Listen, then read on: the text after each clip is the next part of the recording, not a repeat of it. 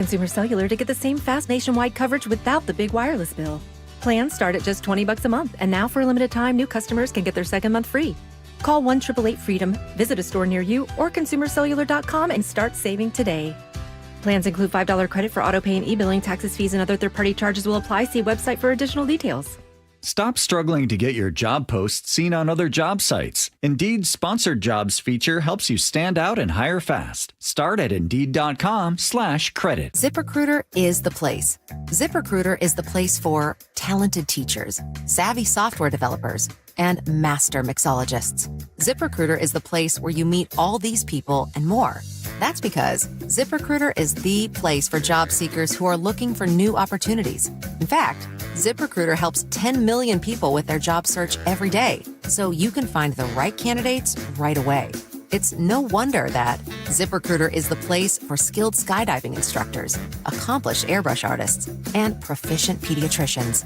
But if you're not using ZipRecruiter to hire, you're missing out. ZipRecruiter is the place that's so confident it can make your hiring easier that it lets you try it for free at ZipRecruiter.com/free. So if you want the right candidates for all your roles, ZipRecruiter is the place to go. Try it for free at ZipRecruiter.com/free. That's ZipRecruiter.com/free. Never miss out on great candidates with ZipRecruiter. Your best source for local news. KIRO Newsradio, KIRO FM and HD1, Tacoma, Seattle, Northwest News. This is CBS News on the Hour, sponsored by Steel. I'm Cammie McCormick. On Wall Street, the Dow is tanking again after news that the Chinese tariffs are at 145%. Jennifer Jacobs reports from the White House, though there are signs both sides are willing to negotiate. I think President Trump hopes that China makes the first move, and then the Chinese coming out with a statement saying, hey, listen, we've been clear and consistent that we're willing to have talks. That's a message that they've had for a long time. They're not just saying right now. The Dow is off at 924 points. CBS's Jill Schlesinger watching the numbers. So much of investing is about confidence. And it's very difficult to have confidence in an administration whose policies change day by day. And it's very difficult to build confidence once you rob confidence by making herky-jerky moves all the time. It's not just investors who are worried. Here's CBS's Michael Wallace. A survey by Harris X and Allison Worldwide finds Americans expect car prices to rise by more than 14% over the next year. Olivia Ojeda of Costa Mesa, California, has to buy a new car. Her old one caught fire. The people that get impacted are me. 41% of those polled say they are very unlikely to buy a car. That's up from 28% in February. Those who do plan to buy are leaning toward American-made brands and away from foreign models slapped with tariffs. Michael Wallace, CBS News. House Republicans have narrowly approved their budget framework after satisfying some GOP holdouts who wanted deeper spending cuts. Democratic Senator Chuck Schumer gives it a thumbs down. House Republicans plowed ahead on a morally and financially bankrupt plan to gut Medicaid while cutting taxes for billionaires. Secretary of State Marco Rubio said today he hopes nuclear talks with Iran this weekend lead to peace. Iran's supreme leader said his country could expel nuclear inspectors ahead of the talks.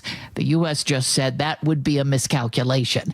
Health Secretary Robert F. Kennedy Jr. says a large-scale study is underway into the cause of autism. He called it an epidemic and said by September we will know the causes. The CDC stepping up its vaccination advice in the wake of the measles outbreak. Alexander Tin has that. The CDC is now backing stepped-up recommendations for measles vaccination for Americans traveling to areas within the United States affected by this year's record measles outbreaks, including parts of Kansas and Texas. That means a second dose for many adults who were previously considered up to date with just one dose, and a shot of the vaccine ahead of schedule for many children. The World Health Organization is calling for greater efforts to combat measles. It's spreading in 58 countries. This is CBS News. Steel walk-behind, zero-turn, and stand-on mowers are built to get the job done. Shop online or at your local Steel dealer. Steel, let's go mow. A construction site rescue. The story coming up, but first from the Beacon Plumbing traffic desk. A couple of crashes on I-405 northbound. One is near I-90, the second near Northeast 44th Street. You are backing up quickly. Travel time Renton to Bellevue is now 35 minutes. Elsewhere, traffic is running pretty smoothly. Travel time Everett to Seattle, 35 minutes. Federal Way to Seattle, 24. Traffic brought to you by Beacon Plumbing. For all your heating, electrical, septic, and mechanical needs, stop freaking, call Beacon. KIRO News Radio 97.3 FM, Northwest News. Now, the latest from KIRO News Radio and mynorthwest.com. Good afternoon, I'm Heather Bosch. Seattle firefighters say they used a ladder and a basket to lower an injured worker from a construction site in the 1300 block of East Union Street. This happened within the last hour. They say the man is in stable condition and heading to a hospital now. Pierce County detectives say a man pulled from a burning home in Gig Harbor this week did not die from that fire or from other natural causes. Deputy Carly Capetto says it's unclear how the second victim died. It was too burned to really see if there were other unnatural causes of death for that particular victim. A medical examiner will determine how the victims died and confirm their identities. The fire marshal will determine the cause of the fire, which she says is suspicious. Federal Way parents are angry about how the district handled a shooting that involved middle schoolers on the campus of a nearby elementary school this week. Danny Quintero wants to know why there wasn't a lockdown. There's absolutely no excuse for why those children were released from that school. The district tells KIRO 7 TV the shooting happened away from buildings. The suspect was quickly arrested and the middle school student who was injured has been released from a hospital. A new calf has been born to the endangered southern resident killer whales. KIRO 7 TV's Deborah Horn reports. The Center for Whale Research posting the exciting news Tuesday. Our last census of the population in July, there were only 73 whales. So every new calf is a big potential boost to the population. Dr. Michael Weiss says the discovery was made by one of their biologists late Sunday morning in the waters off Victoria, British Columbia. The Mariners get their first series victory of the season with a dramatic comeback win against the Houston Astros. Randy Rosarina was the hero, hitting a bases-loaded grand slam in the 8th inning. The 3-2 on the way, and it's high and inside. A bases-loaded walk-off walk. He forced a walk-off in the 9th, bringing Julio home. Final score, 7-6. This weather update brought to you by State Roofing and Exteriors. Cloudy skies today with highs in the mid-60s. It's 62 in downtown Seattle. I'm Heather Bosch. Your best source for local news, serving Western Washington and the world with the KIRO News Radio App. Always streaming live on your smart speakers. You're listening to KIRO News Radio, Northwest News. It's the all-new Jake and Spike Show on KIRO News Radio. Happy Thursday afternoon, everybody. Welcome to the Jake and Spike Show. I'm Spike O'Neill. Mike Lewis sitting in for Jake Skorheim today. Mike, how are you, buddy? I'm good. How are you? Fantastic. I had an amazing, adventurous morning, taking my wife in for a medical procedure this morning. Not that I performed. We have great insurance here at Bonneville. But I was up and at him at like 6:30 in the morning, driving into Seattle, doing the things I've done a couple things this week, and I'll call a quick audible. I drove the morning commute prior to 7 o'clock, which I never have to do. And for all you people who do on a regular basis, you have my sympathy. It's a jungle out there. It's an absolute, I had no idea. You poor people. You poor people. It's like sometimes it's like sitting next to a child. You ride the bus for the first time. You're in the commute for the first time. It's kind of lovely. It's providing new eyes to something. Thank you, because I had no idea what you poor people were going through. But let me give you the other side of the coin. Yesterday I mentioned that I took a city bus into work, and then I rented one of the Lime products, a scooter or bike. I rented a scooter, and I had just a fabulous experience. Well, obviously, if you do the math on this, I got to work without a car. I had to get home from work without a car. Right. And I did something else that's new for me, but the city has embraced. I caught the light rail. Congratulations, and what'd you think? Why didn't we do this 30 years ago? It was awesome. Well, the city famously in 1970 turned that down. The feds were offering to cover 50% of a light rail system in light rail / subway system. They hadn't done a full design yet in 1970, and the locals turned it down for some still unknown reason. Didn't feel like it was necessary or something along the lines of one of the great civic mistakes in Seattle history. I think, and just to speculate, I think people may have thought, well, if we build a light rail, more people will come here. And we want to protect our little secret provincial little existence in the Great Northwest. So that's generally not been the pushback. Generally, the pushback has been that people and this was also the pushback on the Burke-Gilman Trail. And when the Rails to Trails program started at the federal level, and they started converting unused rail beds into bicycle trails. The Burke-Gilman Trail in Seattle used to be a railway, and all the trails. And the funny thing is, the bike trails enhance property value, but people in wealthy neighborhoods have historically resisted bike trails, feeling like it was going to bring, I don't know, the commoners, riffraff into the neighborhood. They feel the same way. So, interesting side note, and I'll get to make this very quick. When BART was first being built in San Francisco, if you've ever been to San Francisco, ever ridden BART, it's more of a regional transit system than intercity transit system. There's few stops in San Francisco, but mostly it gets you between, say, the south, the middle of the SFO to Oakland to San Francisco, a variety of places like that, wraps around the greater Bay Area. It never went to, still doesn't, go to Marin County. And the reason was that Marin County people did not want everyone else to have easy access to Marin County. And so also the cabbies advocated up until not very long ago, it didn't go to SFO. It stopped like 5 miles shy to save the cab trade. To save the cab trade. And so mass transit systems are approved and not approved for a variety of reasons. Seattle, it wasn't that the locals didn't want people coming to the city. They did. People in nice neighborhoods didn't want people in bad neighborhoods having easy access to their neighborhood. That's what happened. And that is a problem and a solution as old as time. I was in Dublin. Are you familiar with Dublin at all? Mm-hmm. Familiar with it. I've not been. Okay. There's the Halfpenny Bridge, which crosses the River Liffey. Now it's a little walking tourist attraction. It's a wonderful little footbridge. It used to be a bridge, the only way that connected the north part of the city, the poorer part of the city, with the southern part where Trinity College was and and all of the Dublin Castle and the municipal buildings. And they would charge a halfpenny to cross it. And that kept the riffraff and the beggars and the pickpockets and the thieves out. So whatever is old is new again. Speaking of riffraff in the neighborhood, what a great segue to Denny Blaine Park. There was a story about a year ago where, first off, Denny Blaine Park, if you don't know, it's down on the shores of Lake Washington.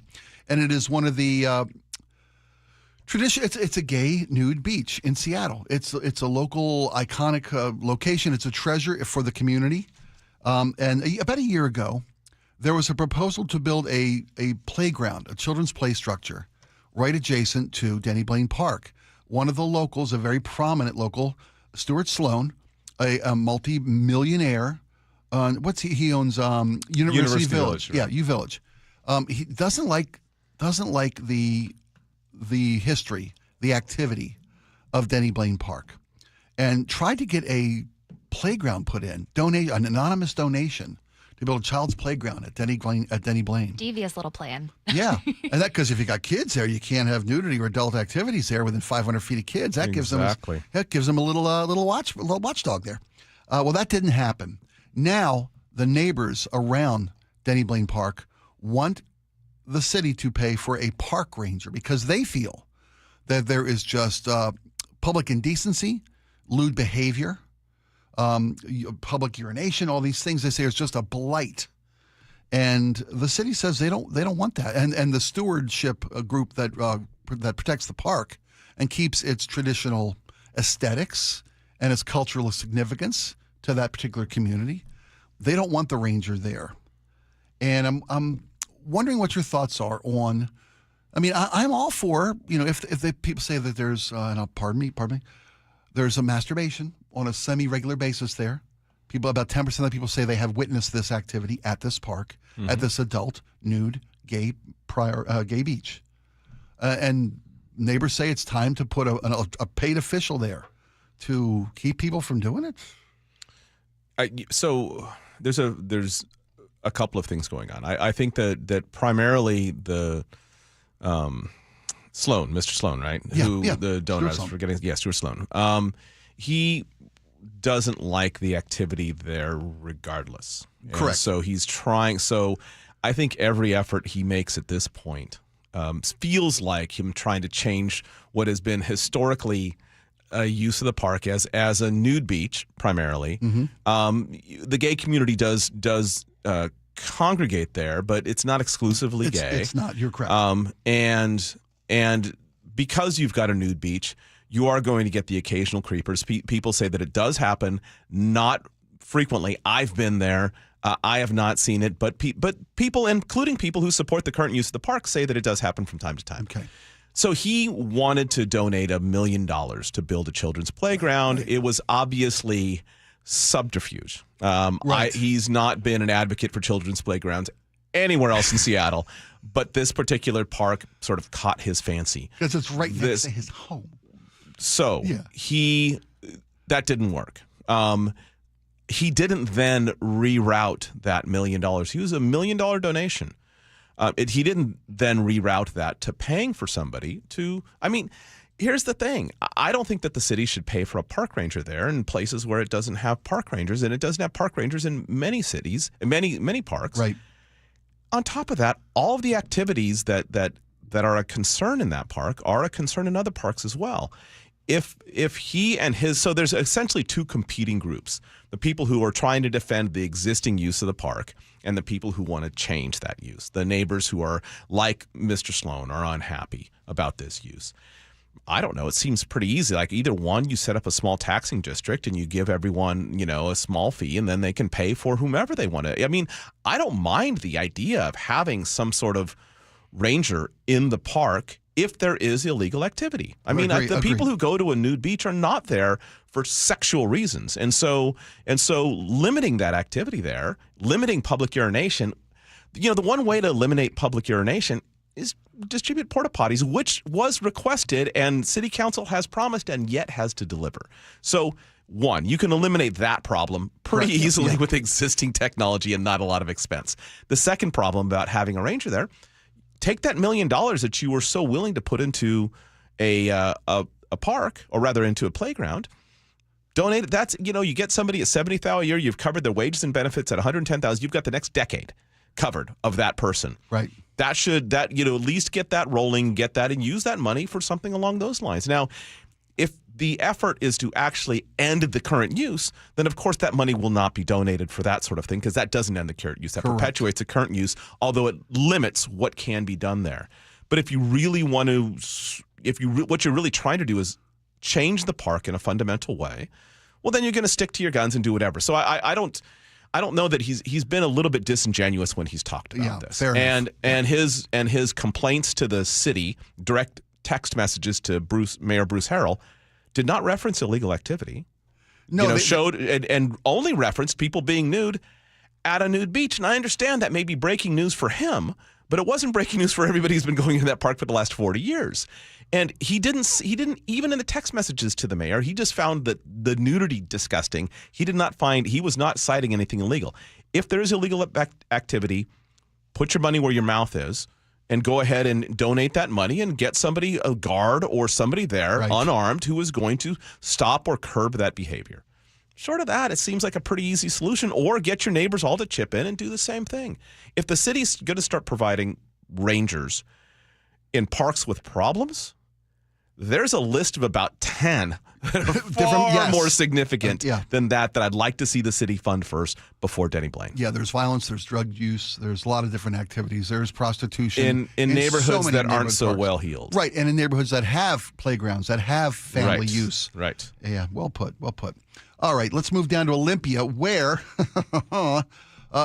Governor Ferguson has he's moved to the center since Election Day. And now his proposed furloughs for government employees, many of which are union employees, a 24 mandatory furlough days a year, is being met with resistance from the unions, and hundreds of workers stormed the state capitol yesterday, and they were looking for a fight.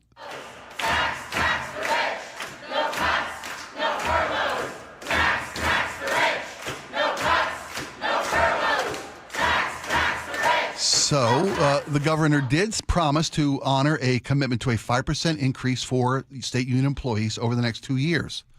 But then when you propose a furlough, which is essentially 24 days, a 5% pay cut, that's It doesn't really gel out to any kind of benefit for the unions. I can understand why they're upset. Yeah, I mean, it depends on if that furlough is just capped at 1 year or something along those lines. I mean, I think that the governor is making couple of interesting plays here. One, he proposed something that he knew would not be accepted by the unions, but he needed to start negotiations somewhere. He was trying to make it clear to them, I think, that this is not just a blanket approval is not going to happen anymore. Different administration than Governor Inslee, and certainly different budget situation. So that was the first thing. The second thing is he's already begun running for his second term, and so he really is looking to get people in the center believing in him as a moderate and not as a liberal. He is going to have to essentially reassemble his public political persona, right?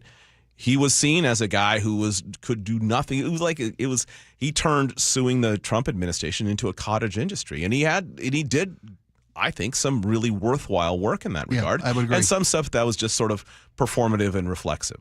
But I would say that in this particular case, what he's trying to do is show people who he will be as governor, not as attorney general. And he is trying to set the bar. It's no different than when a utility proposes a rate hike. That's not the rate hike they expect. No, they're negotiating. They're negotiating. Public, this is what he is doing. And so they're going to settle on either half that number of furlough days, or they're going to settle in a lower raise or something along those lines. This is where it's going. And the unions are justifiably pushing back as they should. This is negotiation in a state with, the negotiations are really different when you're flush. When you start getting a tight budget, the negotiations turn into exactly something like this. So last week, the president of the Washington Employees Union, Mike Yastrzemski, he called Ferguson a rat fink and vowed to make the new chief executive a one-term governor. Do the unions have that kind of power? Is there anything that Ferguson could do to lose enough Democrats to lose an election? And are we allowed to say rat fink on air? We are. Because we did. Do we need a time machine? Because isn't that the most antiquated slam you've ever heard, man? I love. So many years ago, there's a basketball player you folks may remember if you followed basketball at all, named Rasheed Wallace. Yeah. And Rasheed Wallace was a many technicals, but a really talented player. I always thought was kind of funny, and he started referring to other people in the NBA. He'd say, "Well, those cats are doing this," and I thought, man, that guy is bringing the word "cats" back. Back as a description of a human, right? Okay. Those cats are, and I thought, I love it when someone brings back an old term. Rat fink, I'm with them. I kind of like the idea of bringing back 1920s gangster talk in every possible way. I mean, you guys were saying lewd earlier, too. Similar energy. Yeah. There you go. I kind of dig it. So my hat's off for bringing back rat fink. And if he's going to apply it to the governor, I'm sorry for the governor, but I got to say it, that got my attention. That's what a union guy's supposed to do, right? Absolutely. You remember the International Longshoremen's Union, the strike that was just last year? Yeah. And the union boss in that job was straight out of Central Casting. Absolutely. I mean, East Coast, rough and tumble, tattoos all over, big thick neck, but went to war for his guys. That's kind of what you do. I mean, we were talking yesterday about the president of the Seattle Police Officers Guild. I mean, This is what union bosses do. They're arguing in a very narrow world for their people, full stop. That's what they do. And so that's what's happening here. And if it needs to wheel out 1930s insults like rat fink, then you do it. Stop trying to make rat fink happen. It's not going to happen. It's coming back. It's going to happen. It's coming back. It is not fetch. Okay, so a final story before we go to break here. Washington library programs are facing a massive budget cut. They've actually canceled a grant. The federal government has canceled a grant to the Washington State Library Association. And it's going to impact libraries in prisons. And it's going to impact libraries on tribal lands. And the reading and the talking book program, right, the Braille libraries, programs, things like that. Yeah. So let me, if I could jump in since we don't have much time, the one of the things about this that really is, and if you're in favor of cutting these programs, let me give you one sort of quick cautionary note. One of the things that has shown, one of the only things that has shown dramatic effect on recidivism rates for prisons are library and reading programs for people who don't read well, and education programs that are often linked to the library programs. Getting a GED means that it's something like a 15 to 20% drop in recidivism rates. That's it, just a GED. You get a college degree, and that also happens in some prisons, and it drops even lower, whether you're 21, whether you're 40. Like these sort of programs, even if you don't believe that people should get libraries in prisons, you should probably believe that we shouldn't spend so much money not only on incarcerating people, but then reincarcerating those same people because they didn't learn anything in prison except how to be a better criminal. These are the cuts on these programs is actually way more significant than you might realize, and it is something, regardless of political persuasion, you probably should oppose. Well put, man. I couldn't have put it better. That's what the purpose of prisons is supposed to be, reforming people, to preparing them for returning to society. Not just warehousing. Not just warehousing. Amen. Right. Well put. All right, when we come back, well, let's do this. We're going to talk about a couple things. We're going to talk about property taxes in the state of Washington and what eliminating a property tax, or not eliminating, but limiting the ability for property taxes to raise enough money to do the jobs they're intended to do. Right. What kind of consequence that can have on the state. We'll have those and lots more when we come back right after this.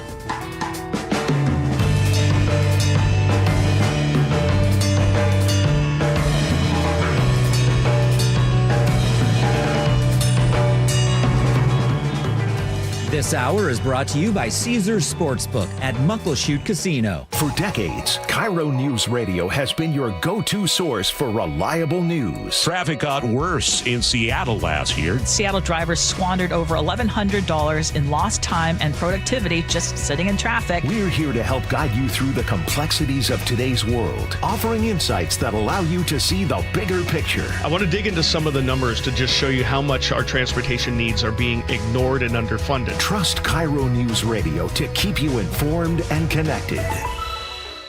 Feel positive and boost confidence with a full head of hair. Advanced Hair's simple one-day treatment begins regrowing your own natural hair the very next day. They addressed my bald spot, and the results have been absolutely life-changing. And get this, Dr. Parango and his world-class team at Advanced Hair were recently awarded 425 Business of the Year. For your free consultation, $250 off and 250 free hair grafts. Call 425-449-8185, advancedhair.com. We meet by accident, fixing every last bit, Accurate Auto Body.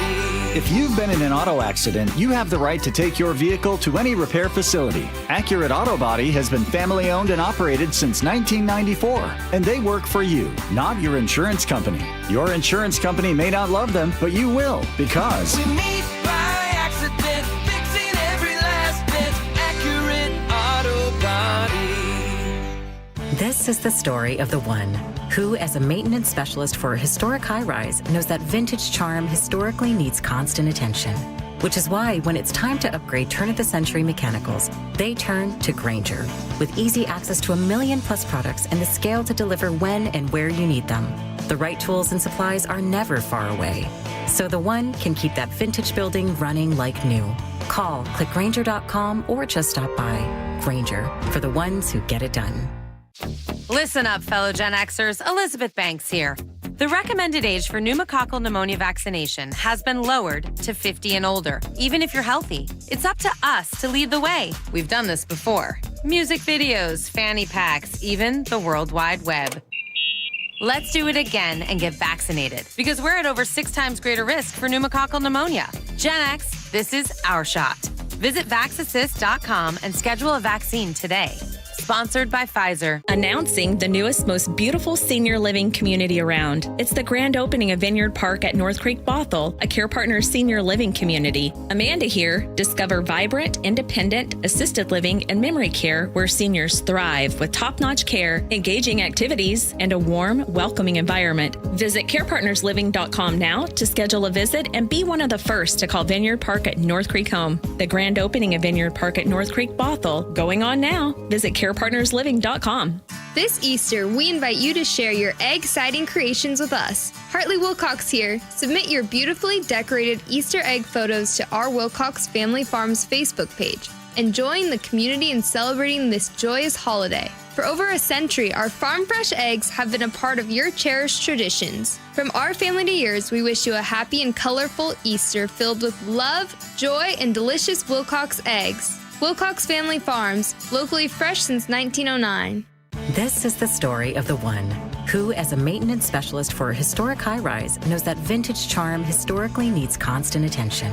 Which is why when it's time to upgrade turn-of-the-century mechanicals, they turn to Grainger. With easy access to 1 million+ products and the scale to deliver when and where you need them. The right tools and supplies are never far away. So the one can keep that vintage building running like new. Call, click Grainger.com, or just stop by. Grainger, for the ones who get it done.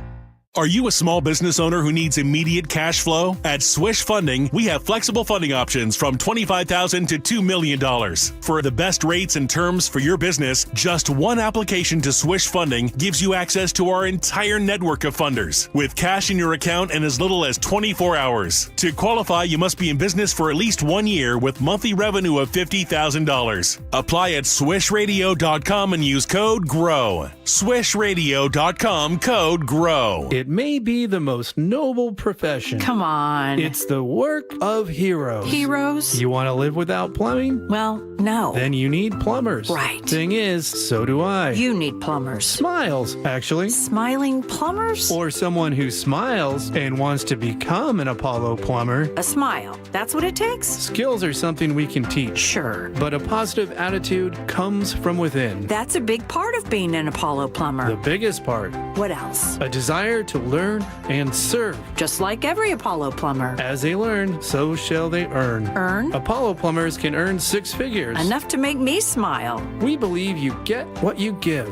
Give a smile. And Apollo service. Get a smile. A well-paid smile. Driving one of those big blue Apollo trucks. That's the goal. Does seem pretty noble. It's important, satisfying work. And you're looking now? There's always room for another smile around here. On the Apollo Plumbing team. Apply at apolloplumbing.com. Are you putting off your new kitchen plans? Why wait? Hi, Chad Cicchini, owner of Heritage Homecraft. Call today and ask about our trade-in sale. Years of experience, thousands of happy customers. Heritage Homecraft, 425-485-1600 or heritagehomecraft.com. Hi, this is Keith Dashafee, owner of Pella Windows and Doors of Western Washington. Are you ready to enhance your home with stunning, energy-efficient windows and doors? At Pella, we offer top-quality products with innovative designs and exceptional craftsmanship. And right now, we're offering an amazing deal. Enjoy 12 months with no interest and no payments, or get 40% off qualifying installs. My team is dedicated to helping you every step of the way. Visit PellaPNW.com to schedule your free appointment today. That's PellaPNW.com.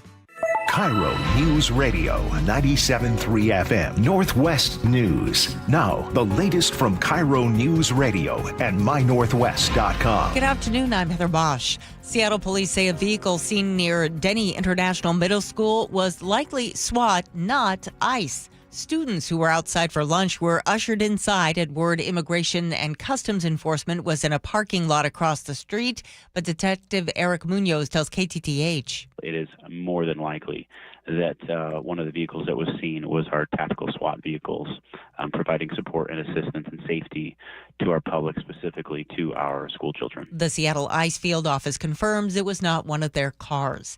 There are questions today about whether the Trump administration's immigration policies might impact the World Cup games in Seattle. Democratic State Senator Manka Dhingra made quite the statement when asked if the state will help financially with World Cup preps. This could have been an event that would have been incredible for the state of Washington. But what is happening at the federal level, it is not safe for people from other countries to come to the United States right now, because people are literally being picked up from the streets and taken away. She says she'd be curious who from other countries will actually show up. Seattle will host 6 games starting sometime in June next year. Matt Markovich, KIRO News Radio. In the nation's capital, the Republican-controlled House narrowly approved the budget plan needed to advance President Trump's tax agenda. Democratic Congressman Chuck Schumer. They closed their eyes and voted for a bill knowing damn well it will explode the deficit by $52 trillion and kick millions off health care. Speaker Mike Johnson says no one who's qualified will lose benefits. Wall Street is down today following gains after President Trump said he was postponing higher tariffs against most countries for 90 days. They'll stay at the lower 10% rate for now. CBS's Kelly O'Grady. There is a concern that even though there's a 90-day pause, that we could still see inflation go up, right? I mean, 10% is not nothing. Trump today clarified that his tariff on China is 145%. Trump at his cabinet meeting today. We think we're in very good shape. We think we're doing very well. Again, there'll be a transition cost and transition problems, but in the end, it's going to be a beautiful thing. On Wall Street, the Dow is down 1,119 points. S&P has slipped 196. NASDAQ is down 755. From the Beacon Plumbing Traffic Desk, you have problems on I-405 northbound. 2 crashes near Northeast 44th Street. One has been cleared to the shoulder. The other is blocking a lane. There's a 3rd crash on 405 near I-90. Your travel time, Renton to Bellevue, is improving, though, at 25 minutes. The Hood Canal Bridge just reopened to vehicles. Traffic brought to you by Wilcox Farms. Fresh food comes from local farms. For healthier eggs with 3 times the omega-3s, choose Wilcox Omega-3 eggs. Locally fresh since 1909. This weather update brought to you by State Roofing and Exteriors. Cloudy skies today with highs in the mid-60s. It's 62 in downtown Seattle. I'm Heather Bosch. Your best source for local news. You're listening to KIRO News Radio, Northwest News. Welcome back to the Jake and Spike Show. I'm Spike O'Neill. Mike Lewis sitting in for Jake Skorheim this week. So we are in a state budget deficit. That's not news to anybody. We're talking about billions and billions of dollars, on $16 billion. Governor Ferguson says he is going to veto a wealth tax if it makes it through the House or the legislation, which it will not do, obviously. It's dead already. Dead in the water. So there's a proposal from Democrats to raise the cap on annual property tax increases from 1% to 3%. In fact, there were dueling press conferences yesterday. Well, it's to allow up to 3%. Up to 3%. So no one's required to do that, but they can flex that much. Right now, the 1% is you could technically go higher if you go to the voters. This is capped by going to the voters. You don't need to go to the voters to raise 1%. You won't need to go to voters to raise up to 3% under this proposal. But if you wanted to go any higher than that, you could still go to the voters and do that. If the voters decided they wanted higher property taxes, then you can go higher. So didn't you live through something like this when you were in California? So a lot of the property tax anger fulminated in the late 70s in California, and something that ended up as Paul Gann and Howard Jarvis, something called Proposition 13. And if you are interested, the history on it is actually fascinating. And this is what not only kicked off the property tax revolt in the United States, this kicked off the whole use of the initiative process in many states, because it really had been on the books and almost never used. And then when this legislature in California in the 1970s did not address the incredibly rapid rise in property taxes, Howard Jarvis, Paul Gann put together this initiative. It passed 2-1 in California because we were so unhappy about property taxes. And so it did the job. It cut property taxes dramatically. You had to leave houses. There are still houses in California that are assessed at the 1978 value, because if you locked in at that point, you could go up 1% on the 1978 value per year maximum. And so what this did was it really cut property taxes. And the only time you could do a full revaluation of the property taxes is when the house was sold. So when it went owner to owner, then you could do the valuation at a house that was $30,000, or let's just say $100,000 in 1978, and then it went up to $800,000 later on. You then reassess at $800,000 and have the property. But then that one stays at 1% annually until it changes hands again. And that's the way it works in California. It works a little bit like that in Washington State. This did one thing. It did lower property taxes. The other thing that it did was it really crippled local government and schools catastrophically, an effect that is still being felt in. And so what happened was, yes, you saved on property taxes. Every other tax went up. And this is also in a state, they have an income tax in California, right? I mean, they have other taxing mechanisms there. Washington State is very different. I mean, in a weird way, I'm not necessarily opposed to the idea of going up to 3%. I can understand people being unhappy about that. I pay property taxes as well. But there really aren't a lot of taxing revenues other than the super regressive ones like sales tax. And, right. And remember, and I think there's some people in state government who make this point, and it's a fair one. A lot of what you pay in property taxes isn't associated with your house value. It's all the local additional taxes to pay for schools and other things like that. It's these additional liens that are on the property tax those frequently are a fair percentage of what you're paying in property taxes, not your house valuation. You look at it and you think like, oh my God, that's a house valuation. A lot of it are those additional riders that local municipalities in Washington State generously vote in favor of. Certainly in Seattle. Seattle's never been a tax it wouldn't pass, right? And so it's important to note that money does not go into general fund and other areas like that. Those additional fees go to very specific things because they're a fee, not a tax. And isn't that one of the main benefits? Not to be sidetracked, but that's why we need the Department of Education, because when areas are reliant upon property tax to fund education, like we are, and that's when lower income, lower value communities get left so far behind. Yeah, to a degree. I mean, the education is largely funded by the states. I mean, and it's largely controlled by the states. The Fed Department of Education, for all the good reasons, 7 to keep 9%. Yeah, it's more so in other states, but it's a relatively small amount. I mean, that's not an argument in favor of disbanding it or eliminating it, but it is. That is not. If there are problems in schools, the lack of federal funding is going to exacerbate those problems, but they're not the core problems. Probably the core problems we managed to do on our own. But the property tax thing is going to, it could potentially offset some of that. And I understand that people don't want to see any tax increase, and I get what you're saying about that. But everything, if you're worried about your inflation and your eggs costing more and your milk costing more and your gas costing more and your rent costing more, those effects also visit the state government. And so it also needs to improve its ability to pay for these things. I think 3% is not, up to 3% is not great, but it's not so onerous in a state with few other taxing mechanisms. And with no income tax. It seems like, and this one also is the thing that Ferguson, he did push back on the wealth tax. He did not push back on this. He was silent about this, which means that this is also in play and may be leveraged against other things he's fighting about right now. The two messaging campaigns yesterday, the two press conferences yesterday, painted very different pictures on what a potential up to 3% property tax increase could cost the average family. Yep. Anywhere from Democrats are saying $1,000 per person. Republicans saying it's far, far much more. I think it was Jamie Peterson said that that's a gross misrepresentation of what the change would cost average Washingtonians. The home that would cost $2,000 whatever would have to be like a $5 million home.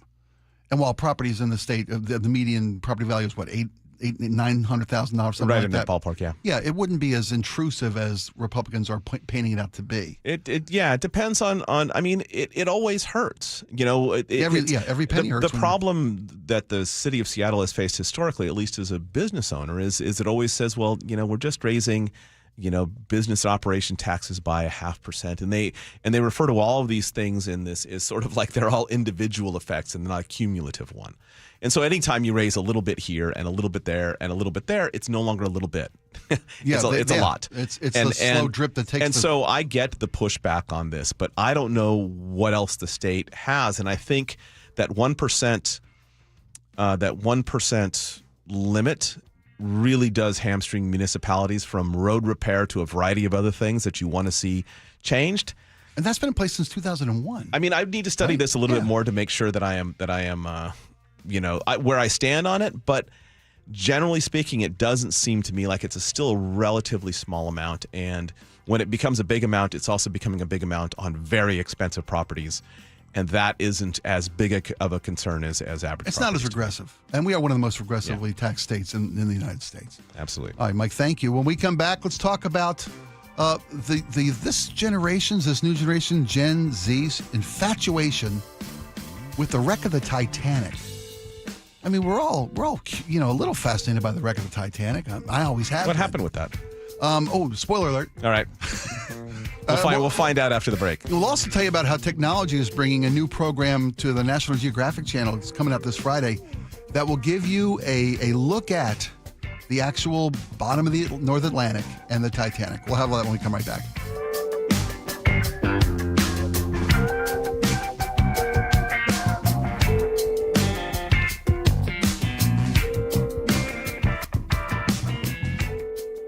KIRO Radio, your home for G and Ursula, 9 to noon. Former Seahawk Richard Sherman says his house was robbed at gunpoint recently with his family inside. Thankfully, no one was injured. Imagine your children being in a situation where armed gunmen come inside of your home.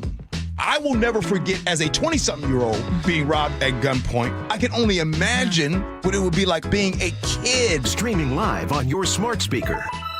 The preseason AC sale is on now at Bob's Heating and Air Conditioning. This month only, keep your home cool and your wallet comfortable with 15% off. Plus, free financing on all air conditioners, heat pumps, and ductless systems. Trust the team voted best in the Pacific Northwest and call Bob's today for your free estimate. Hurry, the discount reduces to 10% off in May. Call Bob's Heating and Air Conditioning today. Bob's Heating and Air Conditioning. Call Bob. From groceries to home prices, the cost of living in Washington state keeps going up. Now, Olympia politicians are proposing the largest tax increases in state history. Don't be fooled. If taxes go up, we'll all pay even more. Washington needs lower costs, not higher taxes. Tell the politicians no by visiting www.affordablewashington.org. Paid for by the people for an affordable Washington. Top 5 contributors are Washington Alliance for a Competitive Economy, Microsoft, Madrona, T-Mobile, and Amazon. This is the story of the one who, as a maintenance specialist for a historic high-rise, knows that vintage charm historically needs constant attention. Which is why, when it's time to upgrade turn-of-the-century mechanicals, they turn to Grainger. With easy access to 1 million-plus products and the scale to deliver when and where you need them. The right tools and supplies are never far away. So the one can keep that vintage building running like new. Call, click Grainger.com, or just stop by. Grainger, for the ones who get it done. This is the story of the one who, as a maintenance specialist for a historic high-rise, knows that vintage charm historically needs constant attention. Which is why, when it's time to upgrade turn-of-the-century mechanicals, they turn to Grainger. With easy access to 1 million-plus products and the scale to deliver when and where you need them. The right tools and supplies are never far away. So the one can keep that vintage building running like new. Call, click Grainger.com, or just stop by. Grainger, for the ones who get it done. Here it comes, the second huge online equipment auction of the year. Produced by the James G. Murphy Company. Bidding is underway now and closes at 10 a.m. Wednesday the 17th. Over 800 items are on the block, including heavy equipment, trucks, and logging gear, including a 2016 Link Belt 210 XT TLN log loader, a 2014 CAT 320 DFM log loader, and a 2014 Komatsu 931.1 forwarder. If you're looking for construction equipment, we got 16 excavators, 5 wheel loaders, 4 backhoes, and 2 pavers. Plus, there's a great selection of 12 late model dump trucks, including 5 Peterbilt 367s from model year 2013 to 2020. Check out all this gear in person during inspection days, 8 a.m. to 4 p.m. Tuesday the 15th and Wednesday, April 16th at our Marysville location. Bidding is underway now. For pictures and all details, check out murphyauction.com. That's murphyauction.com. murphyauction.com. Hey, Brock Hewitt here, along with IRG Physical and Hand Therapy President and CEO Shannon O'Kelly. Well, the seasons, they're changing. The guys are playing the sports outdoors. I know many are starting to maybe pull the lawnmower out and get back to the landscape and the outdoor work. I'm going to guess, Shannon, at IRG, maybe a little busier season? Oh, absolutely, Brock. You know, we know when the seasons change, particularly when it gets warmer, people are in their houses pretty much all winter long with our cold weather, rain, et cetera, particularly here in the Puget Sound. And everybody's excited. They want to rush out and get going with their activity. I'm telling you, as a physical therapist for 35 years here, you need to prepare your body. So take time to warm up, increase some flexibility, do some stretches, because if you prepare your body and prevent injuries, those activities outside, particularly that exciting thing, mowing your lawn, is going to be healthier and it's going to be a lot more fun. And you feel better. For more info or to book your appointment today, simply go to irgpt.com. It's all waiting for you right there at irgpt.com. We're here with our friend Steve Teitler of Best Mortgage, the reverse mortgage expert. Steve, mortgage rates have been dropping this year. How could that help seniors struggling to stay in their homes? Lower mortgage rates means seniors can now get more money from their equity with a reverse mortgage. You can pay off your existing mortgage, have extra money to help with today's high cost of living, or believe it or not, you can even buy a home with a reverse mortgage. There are many uses, and best of all, you have no mortgage payments the rest of your life. But as you always say, a reverse mortgage is not for everyone. That's right. Avoid the high-pressure sales pitch from those out-of-state call centers. I give you a consultation, not a sales pitch. I'll tell you if a reverse mortgage is right for you, and I always tell you if it's not. Honest advice you can trust from the reverse mortgage experts. Best Mortgage, the VA loan experts and debt consolidation specialists too. 425-649-6000. Best Mortgage, 425-649-6000. Guys, thinking about testosterone replacement therapy? Revive Men's Health can help you get started if you're ready to book your free T-check. Visit ReviveMen'sHealth.com. That's Revive, REVIBE, menshealth.com. Announcing the Million Hour Volunteer Rally. G here, join me, Safeway and Albertsons, and donate your time and skills to support local food banks and host food drives or fundraisers. You can win free groceries for a year and a $5,000 donation to your favorite hunger relief agency. Visit albertsons.com/volunteer to learn more. Find volunteer opportunities and log your hours. 1 million hours will help create food secure communities. Visit albertsons.com/volunteer.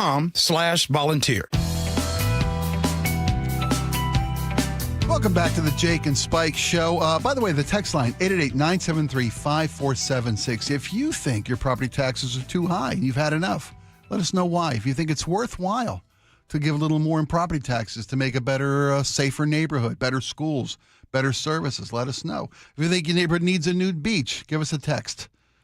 Or maybe a ranger at your current nude beach.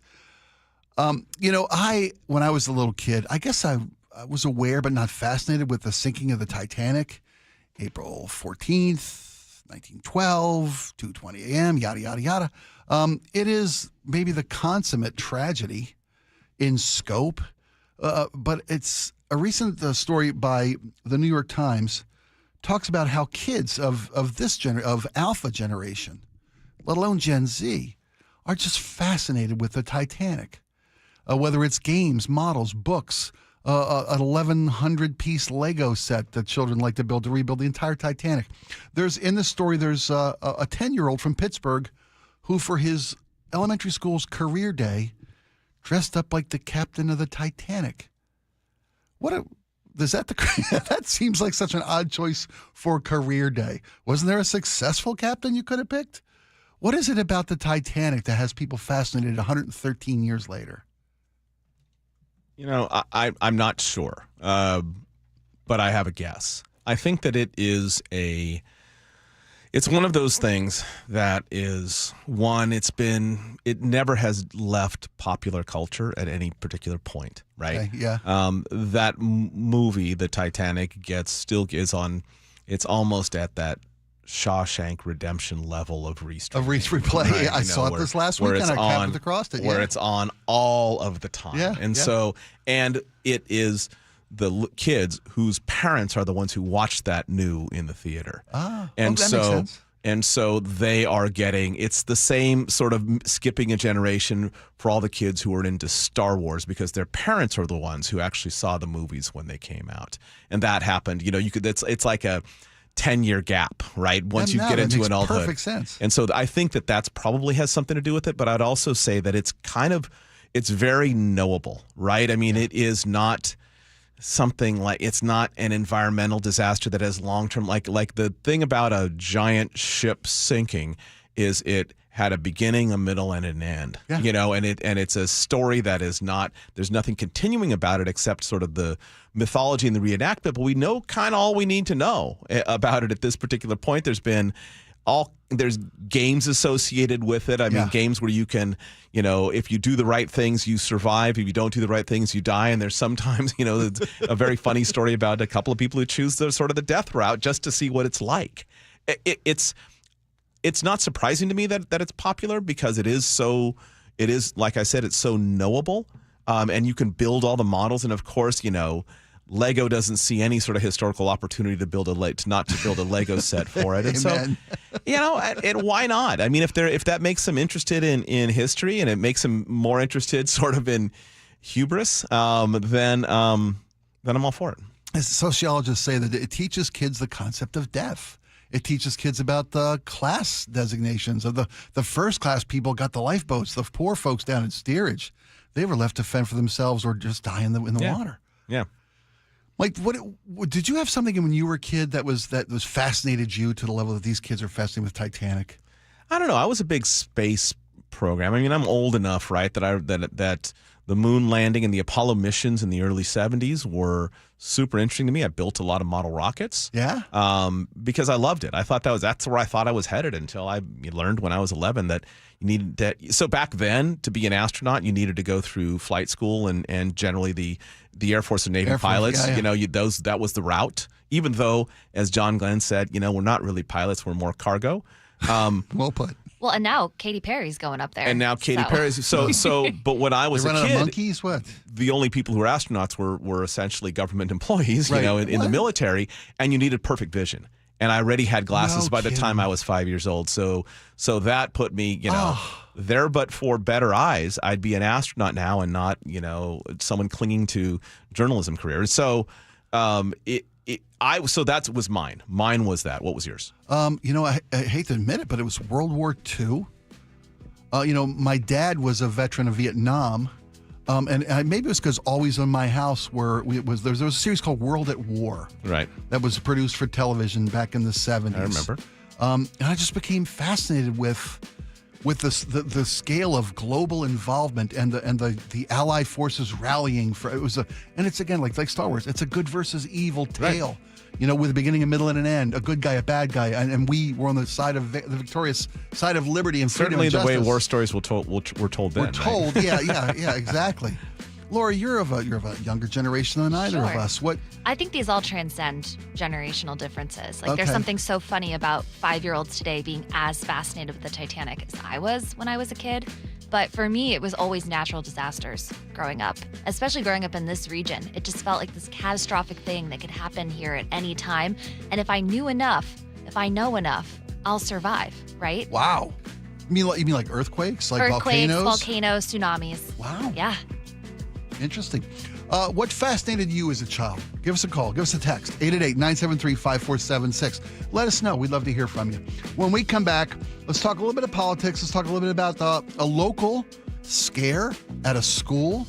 And we're talking about just, teachers gathering students and literally locking them down because of what was thought to be an ICE vehicle on the across the street from school. We'll have the story when we come back. Right on. It's the Jake and Spike Show, KIRO.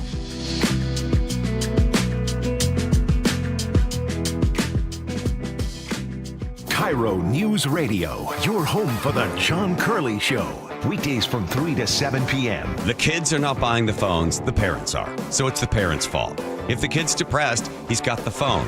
Why does he have the phone? Because the mom and dad paid for the phone. Take the phone away. The parents suck. And what you need to do is have the parents actually wake up and realize they've given this kid this phone that's causing the kids to be depressed. It's the Parent Suck Act. That's the one I'm suggesting. Streaming live on your smart speaker. KIRO FM and HD1, Tacoma, Seattle. At the Harnish Auto family, people matter isn't just a saying. It's how they do business. For over 40 years, their dealerships, Chevy, Buick, GMC, Volkswagen, Subaru of Puyallup, plus Chevrolet and Kia of Everett, have built a stellar reputation on trust, respect, and great deals. From supporting local charities to making sure every customer drives away happy, they're here for you. Stop by any of their dealerships or visit HarnishAutoFamily.com and find your next car today. Harnish Auto Family. People matter. Patrick was way behind on his IRS taxes. I was in way over my head. The total amount ended up being somewhere just over $30,000. $30,000. Then the IRS came to collect. Started getting letter after letter. A lien had been filed against me. They were going to basically hang me completely out to dry. He had to do something. That's when I reached out to Optima Tax Relief. Patrick's life quickly got a lot easier. It was very easy, pretty much hands off. They picked up the ball and ran with it. And how'd it go? I couldn't believe it. I had to ask 2 or 3 times. I saved an incredible amount of money. How does Patrick feel about Optima? Couldn't be happier. They definitely helped me. Optima Tax Relief, the best place to call. They're the best in the business. Do what Patrick did and call Optima Tax Relief for a free consultation. Call 800-343-6460. 800-343-6460. 800-343-6460. Optima Tax Relief. Testimonial from an actual client. Some restrictions apply. For complete details, please visit OptimaTaxRelief.com. Need a new roof now? With State Roofing and Exteriors, you can get started with zero down, zero payments, and zero interest for up to 24 months. That's right. Protect your home now and pay later. Call 866-ROOF-ROOF or visit stateroofing.com today.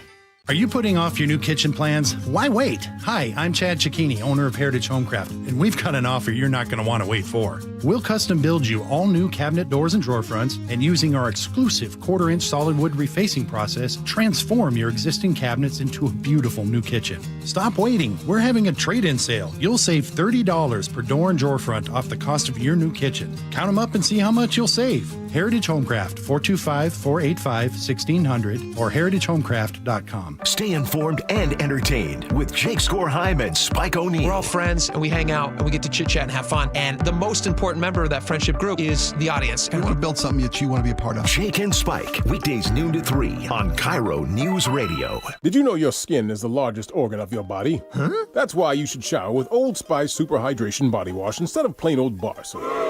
Love your skin by super hydrating it with vitamin B3 and glorious notes of vanilla and shea. Did you know that my super hydrated skin is the second largest organ of my body? The first is my heart. Old Spice. Men have skin too. Old Spice Super Hydration Body Wash. 24/7 renewing moisture. With daily use. Hey, Green Gobbler here. So you've got a clogged drain in your bathroom. Water in the sink's overstaying its welcome. You're spitting today's toothpaste on top of yesterday's toothpaste. You hope that it go away. Yeah, clogs don't just go away. I make them go away. I'm Green Gobbler, the only clog dissolver you need. I'm bleach-free, safe for your pipes, and I work. Guaranteed or your money back. Because I never met a clog that was gonna unclog itself. Green Gobbler. Let the gobbler get it. Get up to $5,000 in local utility rebates, and Eastsiders save up to $6,000 with the Energy Smart Eastside program. Plus, Home Comfort Alliance is offering up to 10% off all heat pumps and air conditioning systems through April. Visit homecomfortalliance.com. Steel, walk behind, zero turn, and stand-on mowers are built to get the job done. Shop online or at your local Steel dealer. Steel, let's go mow. Your best source for local news. KIRO News Radio. KIRO FM and HD1. Tacoma, Seattle. Northwest News. This is CBS News on the Hour, sponsored by Steel. I'm Cammie McCormick. It's still tricky following the trade war. The tariffs against China are higher than thought. There's still anxiety in Europe, even with the pause. Analyst Diane Swonk. Uncertainty, which is, a base human emotion, is something we measure as economists, and measures of uncertainty globally have eclipsed the pandemic. The Dow finished off more than 1,000 points. Linda Kenyon at the White House. President Trump says his decision to pause his recent tariffs has motivated countries to negotiate. Everybody wants to come and make a deal. At the same time, the president reiterated it will not all be smooth sailing. Again, there'll be a transition cost and transition problems, but in the end, it's going to be a beautiful thing. Trump did not say if China has reached out to negotiate, even though tariffs against that country are now set at 145%. Linda Kenyon, CBS News, the White House. Inflation eased a bit last month, but how much are eggs costing? Here's Jim Krasula. U.S. egg prices increased again last month to a new record high, averaging $6.23 a dozen. They went up in price despite a drop in wholesale prices and no new reports of bird flu outbreaks in March. Egg prices aren't expected to drop until after Easter because of high demand. Margaret Brennan reports the U.S. ambassador to Ukraine is calling it quits. CBS News has learned that U.S. ambassador to Ukraine, Bridget Brink, intends to resign from her post early, 3 sources told CBS News. Following our report, the State Department did confirm that she will be departing, but gave no reasons for her decision to leave Kyiv. President Trump today blasted Democrats Democratic senators who he accuses of delaying the confirmation of ambassadors. Health Secretary Robert F. Kennedy Jr. is promising a new study will get to the bottom of what he calls an autism epidemic. Stacey Lynn reports. Speaking at a cabinet meeting, the health secretary said the number of kids with autism, they're going up again. And so U.S. health authorities are now conducting a large-scale study to find out why. It's going to involve hundreds of scientists from around the world. He says by September, we will know the cause. He has long claimed without evidence that vaccines cause autism. In the Dominican Republic, the death toll has surged to 221 from a roof collapse at a nightclub. Christian Benavidez is watching the recovery. The crews are moving quicker to try to find the bodies, have sort of been successful at that. Unclear how many more people could still be buried. And recapping the numbers on Wall Street, the Dow finished the day more than 1,000 points lower. This is CBS News. Steel walk-behind, zero-turn, and stand-on mowers are built to get the job done. Shop online or at your local Steel dealer. Steel, let's go mow. An accused kidnapper goes to court. The story coming up, but first, Lori Hardy is at the Beacon Plumbing traffic desk. Traffic is brought to you by Kia of Everett. Well, we had an earlier accident. It was northbound 405 right at 44th, and it's causing just a little bit of a slowdown, although it's cleared. South Center to Alderwood on 405 right now is 39 minutes, about a 6-minute delay. And if you're heading from South Center to Alderwood on I-5, that's a 33-minute drive, just a 5-minute delay. Heading into Seattle and Bellevue from the north end right now, it's about the average drive. We're not seeing any delays. I'm seeing a little bit of slowing now already around the Fife curve, but actually not in the southbound direction, but northbound approaching State Route 18. Kia of Everett makes the process of buying your new Kia as exciting as driving it home. The best drive you'll ever take is to Kia of Everett. Simple, easy, fun. KIRO Real-Time Traffic, I'm Lori. KIRO News Radio 97.3 FM Northwest News. Now, the latest from KIRO News Radio and mynorthwest.com. Good afternoon, I'm Heather Bosch. A not guilty plea from a woman charged with kidnapping a toddler from a South Seattle child care center. Police say 46-year-old Kiana Marks convinced a daycare worker to let her inside March 28th. After an Amber Alert, prosecutor's office spokesperson Casey McNerthme says Federal Way police found the toddler safe in the front seat of the suspect's Dodge Charger. Until you find that child safely, that's time where probably every second feels like an hour. Police say the child's mom knows the suspect and asked the judge to renew a restraining order the same day as the alleged abduction, but the judge denied that request. Luke Ducey, KIRO News Radio. A Kent domestic violence suspect may not have died in a fire as police first thought. When officers tried to arrest 51-year-old Avon Cobb this week, he barricaded himself inside an Auburn business, which later caught fire. Now police say there's no evidence he died there, and they're searching for him. We've posted his photo at mynorthwest.com. And investigators say a man pulled from a burning Puyallup home did not die from the smoke and flames. Pierce County Deputy Carly Capetto. It was obvious that this male had not died from natural causes and or causes from the fire. She says the second victim was too badly burned to make that determination. The medical examiner will rule on the cause of death for both victims. The fire marshal will determine the cause of the fire, which she says is suspicious. A federal judge has dismissed the wrongful death lawsuit by the family of Michael Reinell, who was shot by U.S. Marshals in Lacey. It happened days after he admitted to killing a right-wing activist at a Black Lives Matter protest in 2020, which he said was self-defense. Researchers say the birth of a calf to the endangered southern resident killer whales is encouraging news. But Dr. Michael Weiss adds, really what we need to be seeing is long-term trends of the whales doing better. More calves being born, and crucially more of them surviving to the age where they themselves can reproduce. He tells KIRO 7 TV there are just 74 of the whales left, including that new baby. A solid first round at the Masters tournament for Seattle native Fred Couples. He ended his day 1 under par, highlighted by an eagle on the 14th hole. Couples is currently 12th on the leaderboard. This weather update brought to you by State Roofing and Exteriors. Cloudy skies today with highs in the mid-60s and 62 in downtown Seattle. I'm Heather Bosch. your best source for local news, serving Western Washington and the world with the KIRO Newsradio App. Always streaming live on your smart speakers. You're listening to KIRO Newsradio, Northwest News. It's the all-new Jake and Spike Show on KIRO Newsradio. Welcome back to the Jake and Spike Show. I'm Spike O'Neill. Mike Lewis filling in for Jake Skorheim. We were going to talk a little bit about, and we can talk briefly about this. There was a recent scare at a Seattle school, the Seattle International School, Chief Sealth International, where students were brought back into school because the principal saw what they thought was an ICE vehicle, the Immigration and Customs Enforcement. Thank you. And it turned out to be that it was a Seattle Police Department SWAT tactical vehicle, not an ICE vehicle. Still no reason why, no explanation why the principal brought the kids back into school, other than the fact that a lot of students that go to international school are students who may be living in homes where immigration and status,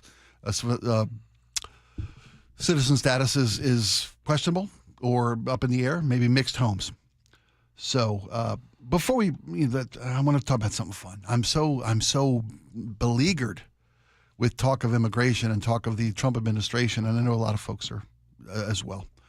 Laura mentioned kind of really briefly, as we were talking about Mike's love of space travel and his childhood dream of being an astronaut, which that's fascinating to me, and I'm sad that your eyes betrayed you and you didn't get to become an astronaut, because I think the way you look at life and the way you approach the things you care about, you're meticulous. I should be in outer space, is what you're saying. Well, no, you should be you'd be a national hero. You'd been made You're way out, Mike. right? Lewis. You're way out there, Mike. Out there. That's actually not surprising. Laura mentioned that on Monday of next week, Katy Perry is going to be shot into space as part of what was it? Blue Origin is going to make a launch. They're doing that thing where they go up sort of to the edge of the atmosphere, so it's not like she'll be spacewalking in an astronaut suit the way you picture. And a chic-looking astronaut suit. Yeah. Well, it's an all-women crew, and there's a few other celebrities going up as well. But Gail King's one of the King's crew. going. Yeah, she told. Apparently, Oprah made her do it. Right. Or Oprah does sort of run that relationship. Yeah. Who knows? So Katy Perry is going to be launched into space, and the folks at NPR, whom I dearly love, I love NPR. I hope they don't lose their funding. They quickly said there are probably at least 20 other musical artists who should and deserve to be sent into space before Katy Perry. And they put a list together. And I was kind of curious what you guys thought of this. I like Katy Perry because I was raising girls in the house when Katy Perry ascended to superstardom, no pun intended. Saw Katy Perry perform at the Super Bowl down in Phoenix. And I don't want to labor too long on Super Bowl 49, which I don't know how that turned out. Yep. Move along. Moving along. But to your point, that was years ago. Yeah. Like, she has not been a popular modern artist for a while now. Yeah. And her last couple of songs haven't been super zeitgeisty, I'll say. Right. They don't have that staying power, even if they're getting played on Top 40, because her label's playing them on Top 40. But what do you do in today's world when your popularity is diminishing? You get your space. PR guy to get you on the origin. You get the heck out of Dodge. Yeah, exactly. You leave the planet. Well, it's funny. NPR put a list of 20 musicians together with some notable names of who is worthy of space travel. But the problem is, this is a flight of an all-female crew, and I respect that a lot. That NPR put this list together, and there might be 5 or 6 female musicians or performers on this list, and they're noteworthy. Bjork, who has probably came from space to begin with and would just be going home. Erykah Badu is on this list. Janelle Monáe's on this list. But most of this list is guys. And I agree with a lot of their choices, but I don't know. I mean, Elton John? Sure. Send the Rocket Man. You put Shatner up in space a while back. Let Elton John have a run. That'd be great. I don't know. I mean, I thought it was a funny idea. Little collection. Yeah, funny idea. And I liked the Brian Eno pick. I thought that was a good one. Brian Eno's a great pick. The Peter Schilling one was another good one. I thought that obviously the natural pick, everyone's first pick would probably have been David Bowie, but he passed, and so that he is not available for that sort of thing unless you just want to, take his ashes up and distribute them. Do that anyway. Yeah. I think I got to say, though, if we can switch it over to, stay on the same topic, but something else that sort of struck me when I saw this kind of dovetails with Laura's point about Katy Perry, and I would extend it to Blue Origin. You've passed the point of celebrity space trips. You should be doing things that are a little more. It started around the same time as SpaceX, and say whatever you will about Elon Musk. SpaceX has actually done stuff like docked with the space station, carried people into outer space, not near outer space. It stopped doing the celebrity stuff because it now is a functional, working spacecraft company. Blue Origin is still doing this, let's put another celebrity in to get some sort of PR bump when they're actually they've so thoroughly been losing the space race to SpaceX and smaller companies. I don't know what I don't know why on earth we should pay attention. And this is not a criticism of Katy Perry. You can't also make that claim about Katy Perry. I don't know why on earth we'd pay attention to her anymore either. She had some good songs back in the day. Laura's right. She's sort of not been a super relevant artist, but whatever. Do it. Taylor Swift say no? Go to outer space. Yeah. But what is the problem with our local space company, which is Blue Origin? What is the problem with Blue Origin and actually getting some work done, some actual work done, not just celebrity cargo, but something that matters. And Blue Origin had such a horrific experience bringing these last two astronauts back from the space station. How about just going up there and doing, like you said, a standard-ass mission and getting it right? And not having thruster issues or docking issues. No. Issues. But that wasn't Blue Origin. That was SpaceX. I thought. Maybe I'm misremembering this. Well, Boeing also had its own issues with its own capsule. Well, what is Blue Origin not Boeing? Have I got that wrong? That much wrong? Yes, Blue Origin is not Boeing. Okay, my apologies.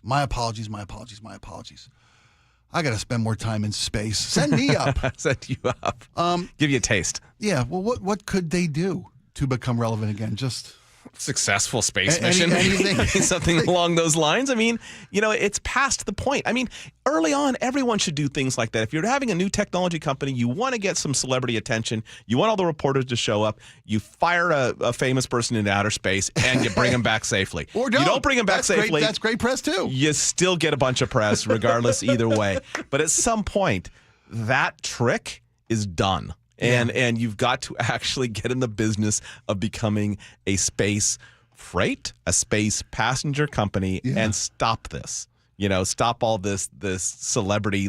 Do your work, do something that actually matters from a space program standpoint and not a celebrity standpoint, and I'll start paying attention again. That's fair. Thank you. And sorry for my confusion on whose Blue Origin was. I thought that was the Boeing company. That's the Bezos space company. Oh, Jeff. Yeah, I know. You're an evil genius. You've got the kind of money that Elon has. I know. Yeah. Maybe it's just deliveries that he needs to focus on to space. Perhaps. Get him within 24 hours for free up to the space station. I love that idea because they kind of just drop or throw your packages at the door. It's sort of what they're doing with the space travel is they're just touching it and then let them float away just outside the door of the space station. It could be they're doing exactly all they ever plan on doing. That's true. Yeah. So we touched briefly on the ICE altercation at the local school, and it wasn't an ICE vehicle that caused the stir and caused the scare from the principal and the students involved. But I think the quick decision of the principal to bring the students in, sorry to ping pong back and forth between the two, and I know we need to talk about this. The intimidation of the immigrant population, the immigrants, people who are in this country, seeking asylum in most cases, seeking a path to citizenship in others. There was a recent story a week ago about the two yuckleheads who had decorated their car to look like an ICE vehicle, had put ICE decals on their car. Right. And they were doing it for a social media prank. Right. And circling immigrant communities and filming it and getting big laughs and big hits on social media. That kind of intimidation is why communities are worried these days. And the blanket deportation agenda of the Trump administration, to me, is so troubling. Yeah, I agree. I do think that this teacher maybe what we need to do is produce a field guide of vehicles so you know which is which. Who was the ICE truck in your neighborhood? Generally, ICE doesn't have labeled vehicles. They do, though, don't they? In some cases. Yeah. I mean, like official government vehicles, but when they're doing a raid, they don't. When they're doing a raid, they're rolling up kind of quietly, kind of silently. In unmarked vehicles? In unmarked vehicles. And so that's pretty unlikely that they would. I mean, again, why was a SWAT team at the school? I don't know. It seems to be like maybe a drill, or maybe they just wanted to make a show of security or going to schools. I'm not sure that was very, very carefully explained. But I mean, ICE has every authority and every opportunity to roll anywhere it wants in domestic United States. It does. I mean, we might as well just deal with it at that point. I don't know what the act of getting all the kids and bringing them inside. I mean, if there is a genuine idea that ICE, and I don't know that I've seen yet ICE accused of going and raiding a school and taking children. That I haven't seen yet. Now, maybe it could happen, and maybe they'll extend their authority to do so, but it feels to me like kind of a non-news story, but to the extent it's a news story, it seems that if a teacher noticed something like this and wants to put out an alert, like if they have some sort of blast email that goes out to parents, hey, odd vehicle driving around the school, don't know whether it could have been ICE, it could be some other government agency, we don't know what's going on. If any of you know anything, please let us know. I don't know that you need to like gather the kids, scare them, and bring them in, lock them down. I'm not sure that was necessary, but I'm willing to hear other opinions if people do see a reason for that to be necessary. I know that the Trump administration did ask for, on day 2 of this administration, asked for permission to allow ICE into schools, into churches, into places that they didn't have jurisdiction and were safe harbors. Right. So again, that's why the community is so worried about these. Pick them up off the street and ship them. You ship them off to El Salvador, and the way that fiasco has played out in the courts. I'm not saying there's not reason to be fearful. I'm just saying in this particular case, it seems that I'm not sure that was the right reaction. But again, I'm willing to hear otherwise. Yeah. And then there's the story of we had in the news about local politicians worried about who will come to America to watch the World Cup here in Seattle. You know, tourists that don't want to come to America because of the anti-immigration policies of this administration. We talked yesterday about how it's going to affect tourism in Seattle this summer. There's a story about people traveling to the U.S. having their phones seized at the border, so that your phones can be checked for content and for messaging on your phone because they're worried about who's coming in. They're curious and suspicious of everybody coming to the country. It's going to stop people from wanting to come here. And some of this is definitely performative, right? Some of this is you mean from the administration, you mean? Yeah, I mean they definitely don't mind. Even the news stories that are critical, it sends a message that we're checking, right? This is sort of like, back in a few years ago, post 9/11, maybe 2010, I was interviewing the executive director of SeaTac, and he said openly, like, he didn't think that the taking off your shoes mattered anymore. This is a decade ago. Matters anymore from a security standpoint. We had the one shoe bomber who was unsuccessful. That's it. And as far as we know, that's it. But he said what the taking off of the shoes does is remind everyone. He wasn't in favor. He said, I wish we could dispense with that because he doesn't feel like it was creating any margin of safety for anyone. But it was a massive hassle and a logistical nightmare, getting through security. So he was advocating against it, but he said what it does do and what the politicians and what the administration at the time, all administrations like, is it reminds Americans every time you go through that we're doing something, right? And that has its own value. And I think that these sort of random searches and these sort of like detaining of somebody, even if they know that there's probably nothing going on here, what it does is it creates a news story and it creates this larger idea for people who are in favor of really ratcheting down on the borders, even if some innocent people get caught up in the mix. And there are people who are in favor of this. All of those things send this larger message that, hey, it's going to be harder to come here and we are going to treat you much more. We're going to create a much finer filter for people allowed. And that's not unreasonable.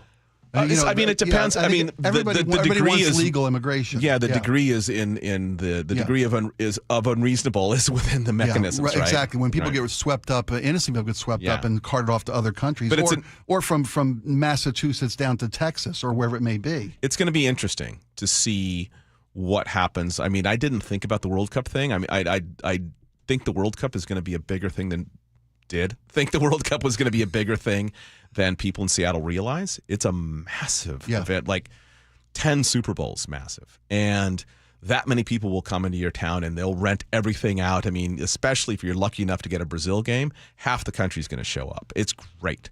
But it's going to be interesting to see if for some reason, I mean, we're a primary host. This is the first time they've done it, spread it among 3 neighboring countries, Canada, United States, and Mexico are all going to be hosting games. Could this make Mexico a more preferential place to go to a game? I certainly hope not. I mean, Seattle got a fair number of games, and it's a really good soccer town. I'm personally very excited about the World Cup, and I do hope this doesn't have a negative effect on people willing to come to the United States, because this is the World Cup, I feel like, and the Olympics to a small degree, are sort of the upsides of nationalism. Yes, yes. That there are very few, Sport but it's fun to be able to root for your country or your parents' country of origin, whatever. I mean, my mom's Panamanian, so I also root for Panama, right? Who is going to qualify, I think, and I think they may have gotten a bit. So I don't know. This. I certainly hope that the effect of this does not ruin what was going to be like one of those really great international events that you're lucky to experience once in your life. Does the performative aspect of this, which I think you're spot on about from the Trump administration, whether it's flying Kristi Noem down to do a stand-up shot in front of a cell full of quote-unquote terrorists, or picking people up on the streets in unmarked vehicles and shipping off in chains to other countries, will that performative, because it's leaning into what the president ran on, and it super serves tens of millions of American voters who voted for him to do just this, to make it safer on our streets. That's going to be the cost of it, is a diminished amount of tourism, and maybe even here in Seattle for the World Cup. Well, we'll see. I mean, there's also the people who poured billions of dollars into this, including the president of FIFA, who is a Trump supporter. Not an American, but is a Trump supporter. Yeah, see the trophy in the Oval Office? Yeah, I mean, so these people have untold billions invested in this thing turning out well. They also have influence, so it could be that they roll back, make it a little bit easier, because everybody at the end of the day really, and the president also, they're very transactional people at that level of the economy, and they want to make some money, so my guess is that they'll probably do whatever it takes to make some money on this thing. Thank you, Mike. Speaking of a transactional administration, let's talk about free trade next. What it's going to mean with these tariffs they rolled back the massive tariffs yesterday, but there's still a 10% tariff on everything that comes into this country from anywhere else in the world. And if it's from China, it's up to 145 now or something? Yeah, check the tariff ticker, because it's been moving around quite a bit. We'll tell you what it's going to mean to you, and maybe we have a solution to help you fight the raising prices coming our way. We'll have that next. Don't go anywhere.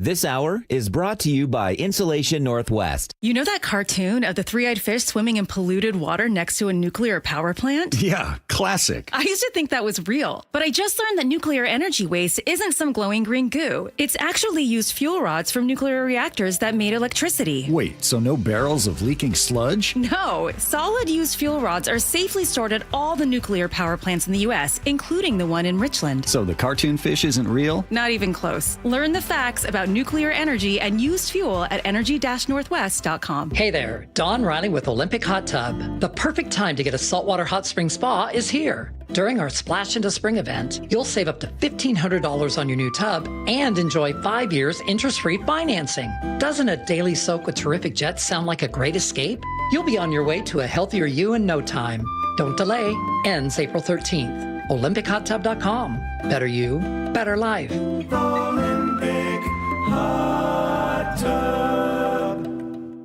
This is the story of the one who, as a maintenance specialist for a historic high-rise, knows that vintage charm historically needs constant attention. which is why when it's time to upgrade turn-of-the-century mechanicals, they turn to Grainger. With easy access to 1 million plus products and the scale to deliver when and where you need them, the right tools and supplies are never far away. So the one can keep that vintage building running like new. Call, click Grainger.com, or just stop by. Grainger, for the ones who get it done. This is a story of the one. As a maintenance specialist for university housing, he knows college students can major in wear and tear. Plus, housing so many students doesn't leave a lot of room to house all the supplies he needs. That's where Grainger comes in. With over 1 million industrial-grade products and fast, dependable delivery, Grainger carries the quality products he needs so he doesn't have to. From a new door hinge to a whole new faucet. Call, click Grainger.com, or just stop by. Grainger, for the ones who get it done. KIRO FM and HD1, Tacoma, Seattle. Here it comes, the second huge online equipment auction of the year, produced by the James G. Murphy Company. Bidding is underway now and closes at 10 a.m. Wednesday the 17th. Over 800 items are on the block, including heavy equipment, trucks, and logging gear, including a 2016 Link-Belt 210 XT TLN log loader, a 2014 CAT 320 DFM log loader, and a 2014 Komatsu 931.1 forwarder. If you're looking for construction equipment, we got 16 excavators, 5 wheel loaders, 4 backhoes, and 2 pavers. Plus, there's a great selection of 12 late model dump trucks, including 5 Peterbilt 367s from model year 2013 to 2020. Check out all this gear in person during inspection days, 8 a.m. to 4 p.m. Tuesday the 15th and Wednesday, April 16th at our Marysville location. Bidding is underway now. For pictures and all details, check out murphyauction.com. That's murphyauction.com. murphyauction.com. Choke Points with Chris Sullivan. What burning questions do you have? You can help drive the conversation by going to mynorthwest.com or text Choke Points to 888-973-5476. Tuesdays and Thursdays on Seattle's Morning News. Free consultations, no fee guarantees, 5-star reviews. J.P. Pendergast with Pendergast Law explains the importance of going beyond these familiar offerings. Accident victims want an attorney, Tom, that satisfies their needs. Someone who handles those needs with the highest degree of care. Pendergast Law offers the no-fee guarantees and free consultations, but these only scratch the surface. Okay, explain more. We make sure that every member of our team is genuinely passionate about helping others.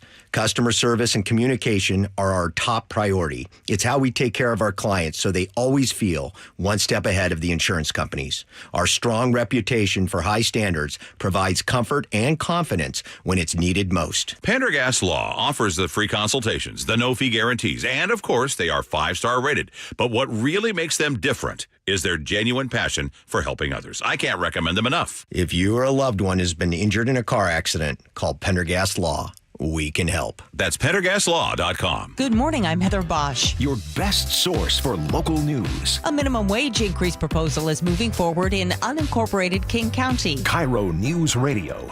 Are you putting off your new kitchen plans? Why wait? Hi, I'm Chad Cicchini, owner of Heritage Homecraft, and we've got an offer you're not going to want to wait for. We'll custom build you all new cabinet doors and drawer fronts, and using our exclusive 1/4-inch solid wood refacing process, transform your existing cabinets into a beautiful new kitchen. Add a custom quartz countertop, change things up a bit, add some more cabinets, install some cool new features like soft close drawers and sliding shelves. Whatever you like, we'll help you create the new kitchen you'll be proud of. All in about a week, and all with way less mess, hassle, and expense than a tear-out. Stop waiting. We're having a trade-in sale. You'll save $30 per door and drawer front off the cost of your new kitchen. Count them up and see how much you'll save. Years of experience, thousands of happy customers. Call today and let one of our pros come out and show you how easy and comfortable it'll be to get going on your new kitchen. Heritage Homecraft, 425-485-1600, 425-485-1600, or heritagehomecraft.com. Cars for Kids, your trusted charity for car donations, also accepts donations of boats, RVs, motorcycles, and real estate. Call today, 877-CARS4KIDS. CBS News special report. Again, the unknowns over the tariff wars drove the financial markets lower. The Dow was off more than 1,000 points, wiping out a lot of yesterday's gains. The S&P 500 was off 3.5%. CBS's Jill Schlesinger. What investors are telling us, stock and bond market investors, we fear that growth will be slowing down. We fear that inflation will be ticking up. And we fear that companies will not have a really strong idea of what to do next. And so therefore they'll sit on their hands and idle. That is not a good situation for any economy. A lot of the concerns focus on the 145% tariffs on China. CBS's Jennifer Jacobs reports they are signaling they're willing to negotiate. Let's talk, but we are not going to bow to blackmail. So the Chinese not bending, but giving some signals that they really are willing to discuss. CBS News special report. I'm Cammie McCormick. And I'm Aaron Granillo. Washington U.S. Senator Patty Murray is blasting a House budget bill that includes trillions of dollars in cuts to both taxes and government spending. Blow up the debt, give more tax cut to billionaires, gut health care and food assistance for families. House Majority Leader Republican Steve Scalise says they can make spending cuts without going after Medicaid. If you look at just waste, fraud, and abuse in all federal programs, that's on the table. And I think most Americans would tell you, please go root out waste, fraud, and abuse. U.S. House narrowly passed that budget bill today in a 216 to 214 vote, key step in advancing the president's fiscal agenda. KIRO News Radio's Luke Ducey reports a recent round of federal cuts could start impacting salmon across the Puget Sound region. Cuts to the National Oceanic and Atmospheric Administration means there's nobody in charge of making sure salmon hatcheries comply with the Endangered Species Act before the fish are released into the wild. UW biologist Daniel Schindler says fewer salmon released could mean dwindling salmon runs over time. What we're left with is strong federal laws with fewer and fewer people in position to implement them. Schindler also warns federal cuts could lead to job cuts and millions of dollars for the commercial and recreational industry. Luke Ducey, KIRO News Radio. 1:33 now. We head to the Beacon Plumbing Traffic Desk with Lori Hardy. And traffic is brought to you by Wilcox Family Farm Eggs. If you're heading out of Seattle right now, trying to get on the express lanes, Pike to southbound or to the northbound 5 express lanes, there's a stall, and it looks like cars are getting around that. Okay, southbound 167 slows through Pacific, both directions 405 through Renton. A little heavy right now. We're seeing a slowdown westbound on US 2, about mid-trestle all the way to I-5, and eastbound US 2 extra heavy right now past 522. Fresh food comes from local farms. Check the package for healthier eggs with 3 times the omega-3s. Choose Wilcox omega-3 eggs, locally fresh since 1909. KIRO Real-Time Traffic, I'm Lori. Thank you, Lori. Your forecast now brought to you by State Roofing and Exteriors. Heavy band of rain over the Olympic Peninsula making its way west, about to reach the Seattle area here in about the next 30 minutes or so. Going to see some rainfall, heavy at times for a few hours at least. Right now, 63 degrees in downtown Seattle. I'm Aaron Granillo, KIRO News Radio. Your best source for local news. You're listening to KIRO News Radio, Northwest News.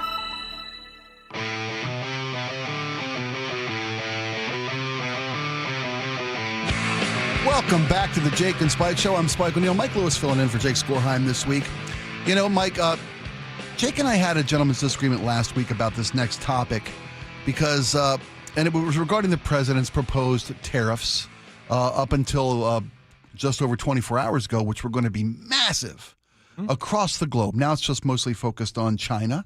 And then 10% for everyone else. 10% for everybody else, which still means rising prices for all of us. And since China's our number one trading partner, I believe, or Canada is.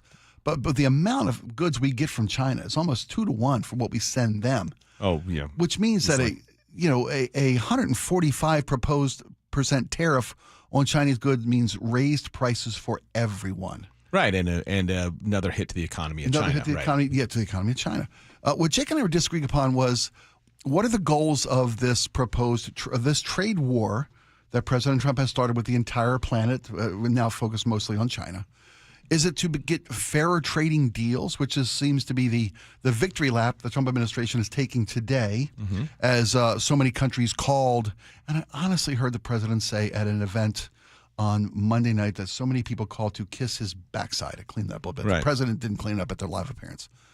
And better trade deals are great. There's nothing wrong with that.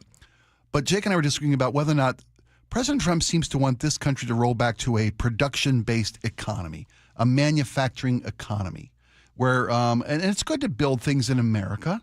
It's good to have, factories working and blue-collar workers and solid jobs.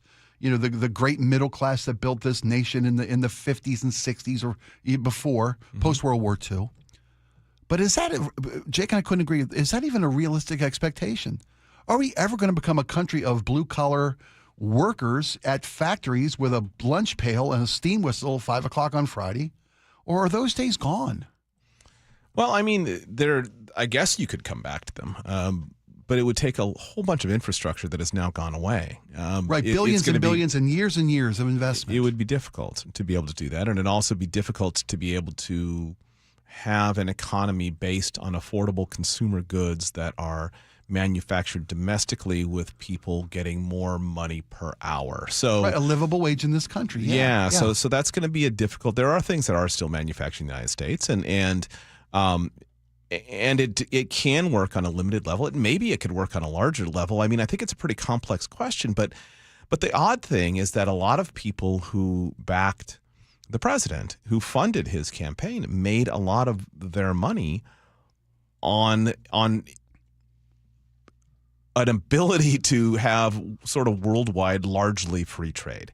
And those folks are not as pumped about this whole movement to bring manufacturing back. I mean, I don't know. An iPhone is made in China is a $1,000 proposition with tax, right? Right. I don't have any idea what an iPhone made in the United States is going to cost. I've seen speculation does that $3,000 it could cost as much as. Potentially. I mean, does that mean that we would then get some sort of low-cost alternative? I don't know, I suppose. I mean, I don't know what Apple has made an enormous amount of money, and I imagine its profit margin is exceptionally good on that $1,000 iPhone. It's sitting on billions of dollars in revenue. I mean, it's sitting in billions of dollars of money that it actually has. I mean, not money that it's going to earn. So I don't know.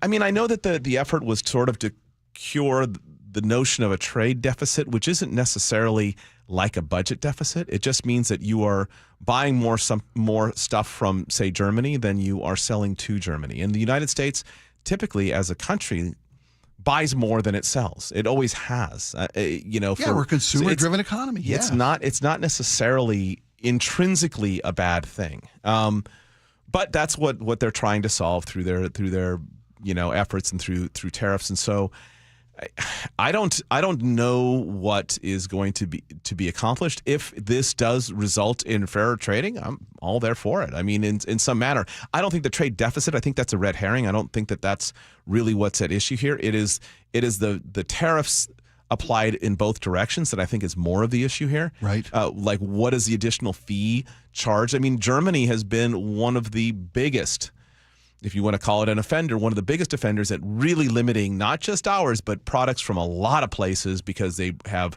aggressively sought to protect German engineering. And we have taken a different route. But taking that different route built the largest economy the world has ever seen. And raise the standard of living of Americans to some degree. I mean, you could make the argument, and this is not the argument that's coming from the far right, but you could make the argument that it's created a real big polarization. I mean, we have people, say Jeff Bezos, to be someone who has made literally hundreds of billions of dollars on free trade. Right. That's what he does, is pick up cheap stuff in other countries and ship it to us. So we can eventually have every landfill filled. So. I'm sorry to laugh, but that's so true. I don't know. I don't know why the people who are backing him, who have made so much money on our free trade arrangement, are now just sitting on their hands. But I suspect, and you started seeing people peeling away when the stock market was getting very, very volatile through this whole thing, that maybe they're trying to send some message to the president like, hey, we get it. We would like fair trade deals too. But the fact is, all of us at this level, pretty well off, not really terribly concerned about it. And so I don't know. We'll see. I don't know how to. It doesn't make a whole lot of logical sense. People with the president, especially the people who support him, do a lot of sort of after the fact application of logic. after he has done something. Sane washing what he's done? Is that to try to find some rationale, even when they're not entirely sure of it. And that's what's been happening on the tariffs thing. It doesn't really match any normal pattern, but I mean, I'm here for it. If we end up with a better outcome for trade in the United States, I just don't see that actually happening. Did you see the AI video that was put out? I believe I'm sure China put out, where it's got what it looks like for an American workforce to return to factory work, and it's just a series of large, bloated Americans looking miserable, running sewing machines, running fabrication machines, building Apple iPhones. Right. And because that's my perception. I think it's a joke. It's a mocking joke of. Well, and this is the music playing in the background of that video, by the way. So they don't just look miserable.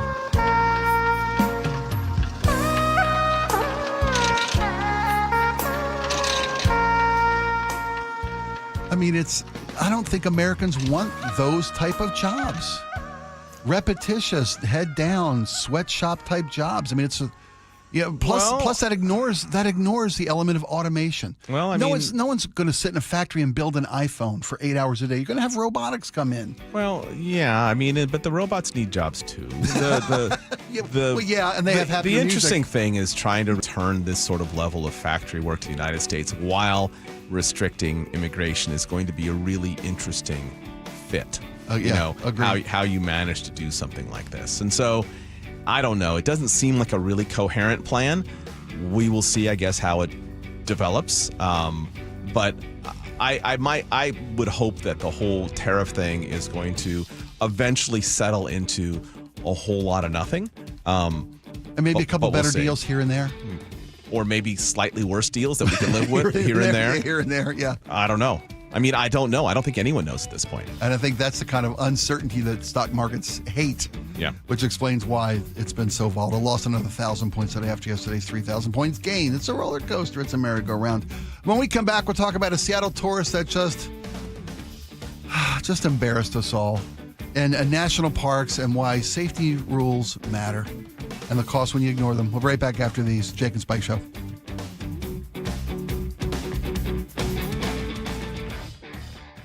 The closing bell is brought to you by Legacy Group Capital's Northwest Fund. Start having fun. Caesar Sportsbook at Muckleshoot Casino Resort is your #1 place to eat, drink, watch, and have fun. Keep up with your favorite sports anywhere and everywhere on property with the mobile app. Visit MuckleshootCasino.com today. Scan the QR code and let the play begin. Muckleshoot.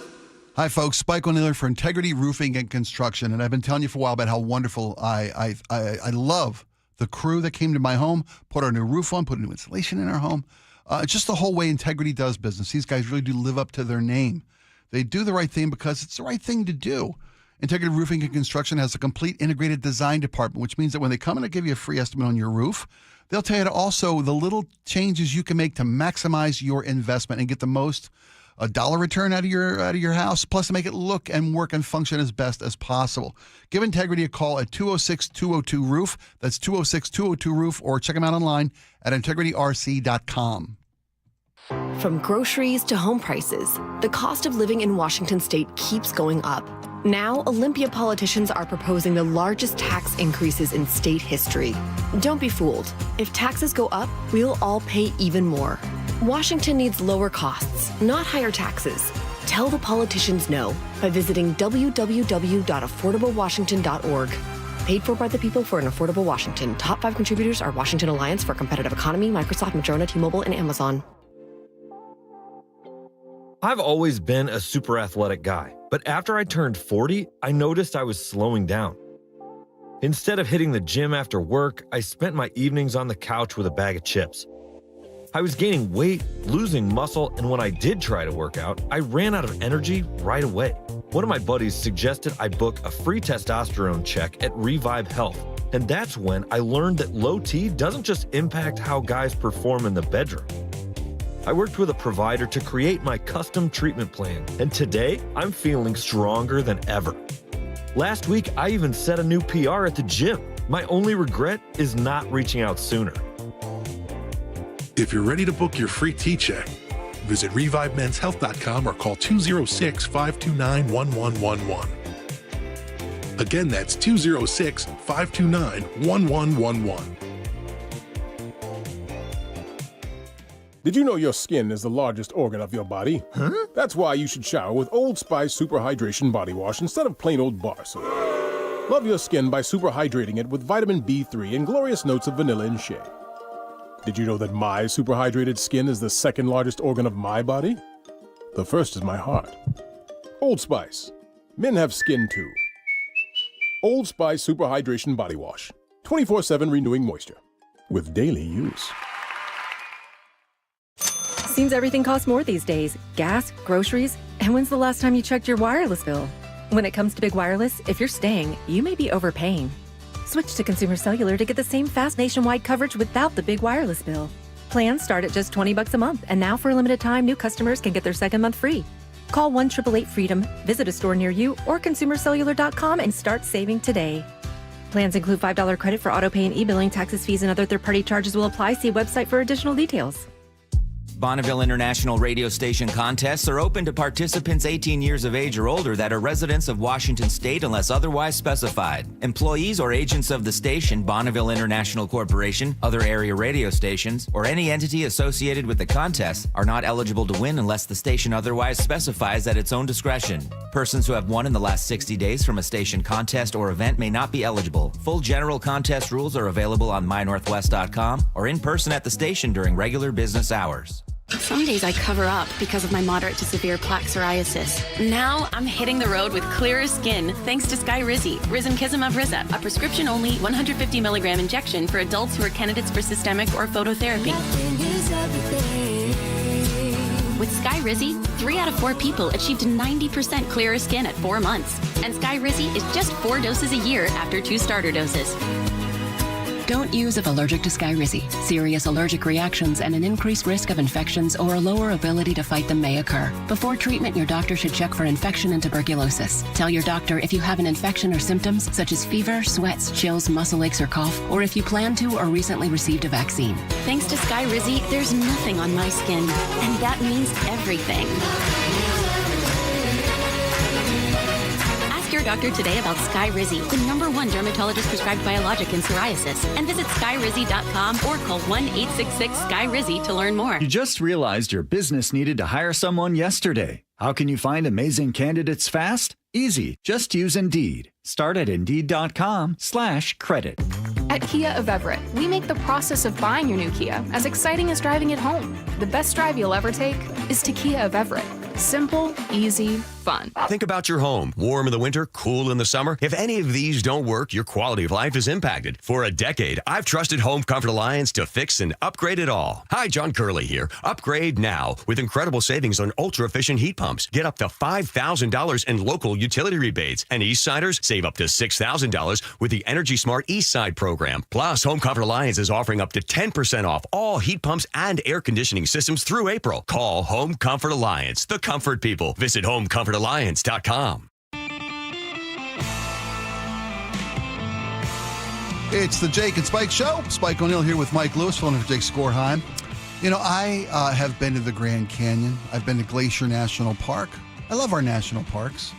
I've never been to Yellowstone, but I've seen videos. I've seen footage. I've seen Old Faithful, and I know enough to know that that's hot water, scalding hot water that's coming out of these are geysers.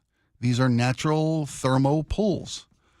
A 44-year-old Seattle tourist was walking through Yellowstone, touring Old Faithful along the boardwalk walkways put there for public safety, and decided to step off the trail, step off the boardwalk, step into the geysers. She was arrested for violating the park's safety protocols. She had to pay a $40 court cost to do so, but, and this is the part that shocked me, sentenced to 7 days in jail, in a Wyoming jail, for violating the park's safety rules. 7 days. That seems, I mean, it can be very hazardous to step off the trails in Yellowstone. A gentleman died in one of the geysers. A woman was burned severely when she tried to rescue her dog that had gone off the boardwalks and when a kid put his there's a thing called hot potting where people try to take geyser baths in these hot springs. Yeah, bad idea. Bad idea, Really people. bad idea. Does that surprise you? 7 days in jail for stepping off the trail? Yeah, it surprises me given the people who are arrested and then cut loose immediately in many American cities. And so given what the violation is. But I will say this. I do think that people in national parks, I spent a lot of time in Yosemite as the reporter for McClatchy newspapers covering Yosemite National Park. And so I was there 2 weeks a month. It's kind of glorious because I loved being in the park.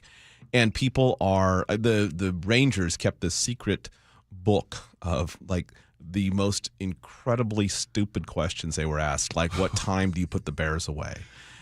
And that literally like that, those sort of questions. And people I love the fact that they're going to the parks. Yeah. Right. I think that and hopefully they then vote accordingly, after they've been to one and seen how beautiful they are. However, people are complete idiots in parks so many times. It's shocking to me that they don't. And so should this person have given up 7 days so other people can be a little smarter? I think I can live with that, but it does seem a little harsh. Generally speaking, you would ramp up the fine and reduce the confinement. Sure. To really make it painful, make it a $500 fine for getting off, and post that, and hopefully then people don't do that. They had to euthanize the baby buffalo because people thought it was cold, and put it in the back seat of their car. This is within the last 24 months. These are the kind of dumb things that people do in national parks. So I don't mind a little overreaction from the Park Service because then everyone does a news story, and then maybe you get 7 days in jail will keep you on the trail. A few people get a few more synapses firing, and they're not going to do this when they walk into a national park. Because I'm always shocked by it. 44 is old enough to know better. One would assume. I was at Yellowstone last summer, and I saw a teenager jump down scary close to a pool from a very elevated walkway to grab her mom's hat that had blown down, and everyone watching made that noise. We a couple, dads were like, "No, get back." What is that hat worth? Right. And she was literally standing on the kind of crust that collapses. We have no idea how much that geothermal pond goes underneath. It was so dangerous, but she was probably 16, 17. Right. At 44. Yeah, I think one of the problems of making the world, I'm not suggesting that playgrounds need to be more dangerous, and I'm not suggesting that we shouldn't have traffic signals and things like this. But one of the problems with making the world you're talking about thinning the herd, aren't you, so Mike? much safer is that people lose their ability to assess situations for their actual danger. They get into a situation that, of course I could jump down there because they wouldn't leave it there for me to jump down on and leave it dangerous right within jumping distance. And yet they will. And so I think that there are times when they're so disconnected from natural threat. There was a really interesting study done in Germany quite a few years ago. They did an assessment of parks. And the parks, it was because a New York Times writer noticed that the parks there this is a few years ago, I don't know if this is still the case, I think it is, tort law is very different in Germany. So they had these parks that you had zip lines and whatnot with no across little gullies and whatnot, nothing that you see in an American park, which are sort of padded and chipped and made sure it's very safe. Idiot proof. They found that the accident rate was lower in those parks than in U.S. parks, primarily because kids are very good at adapting to risk. They would see this, they would calibrate their own behavior accordingly. Now, I'm not suggesting that I want people out there getting injured more frequently, but I do think that people are losing their ability to calibrate risk. And I'm not suggesting that there needs to be a national movement to give people riskier environments so they can figure that out on their own. However, that person that Laura pointed out clearly had no idea what they were doing and were not impressed by whatever sign was telling them to stay on the path, right? Or to not put a baby buffalo in the back of your car. Exactly. Or to pose next to a bear next to the woods, or to pick up a cub. The number of people thrown by buffaloes. Or wombat, right. No, you're right, man. We're just, common sense is a dying human trait. Yep. When we come back, we'll tell you about defendants in Seattle courts One of the tenets of this nation is legal representation. You have the right to an attorney, right?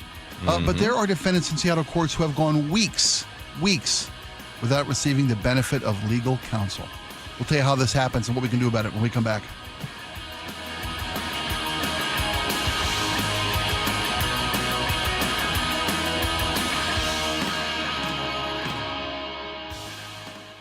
At the Harnish Auto family, people matter isn't just a saying, it's how they do business. For over 40 years, their dealerships, Chevy, Buick, GMC, Volkswagen, Subaru of Puyallup, plus Chevrolet and Kia of Everett, have built a stellar reputation on trust, respect, and great deals. From supporting local charities to making sure every customer drives away happy, they're here for you. Stop by any of their dealerships or visit HarnishAutoFamily.com and find your next car today. Harnish Auto Family. People matter. There's a sink at the brink and a drain that's a pain. DayandNight.net. Your old water heater, she's starting to peter. DayandNight.net. Plumbing emergency? Don't feel trapped. Do the smart thing and get a second opinion. Hi, I'm Bruce with Day and Night Plumbing and Heating. I guarantee you, whether Day and Night is your first choice or smart second opinion, we'll work harder than anyone to earn your trust. DayandNight.net.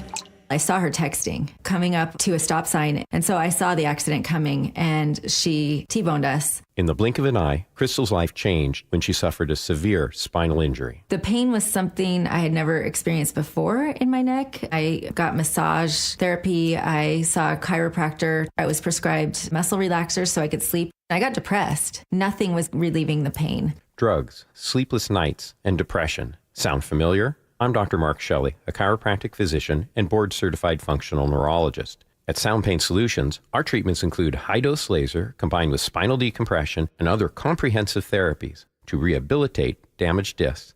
We use treatments that are non-surgical, FDA-cleared, drug and pain-free. I was able to get off my pain medicines, and I was able to sleep through the night, and that was what I was desperate for. To learn if you're a candidate for our treatment, call us. Sound Pain Solutions, 855-996-0025 or click soundpainsolutions.com. The perfect time to get a saltwater hot spring spa is here. During Olympic Hot Tub Splash into Spring event, save up to $1,500 and enjoy 5 years interest-free financing. Ends April 13th. OlympicHotTub.com. Better you, better life. With Progressive's collision coverage, my family gets up to $1,000 for vet bills if I'm injured in a car accident. And that makes this Chihuahua really feel like part of the family.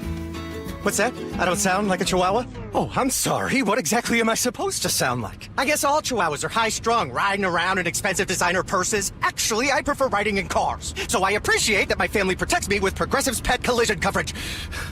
Okay, maybe I am a little high-strung.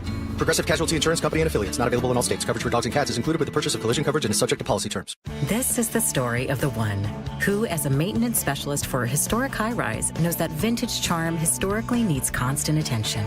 Which is why when it's time to upgrade turn-of-the-century mechanicals, they turn to Grainger. With easy access to 1 million+ products and the scale to deliver when and where you need them. The right tools and supplies are never far away. So the one can keep that vintage building running like new. Call, click Grainger.com, or just stop by. Grainger, for the ones who get it done.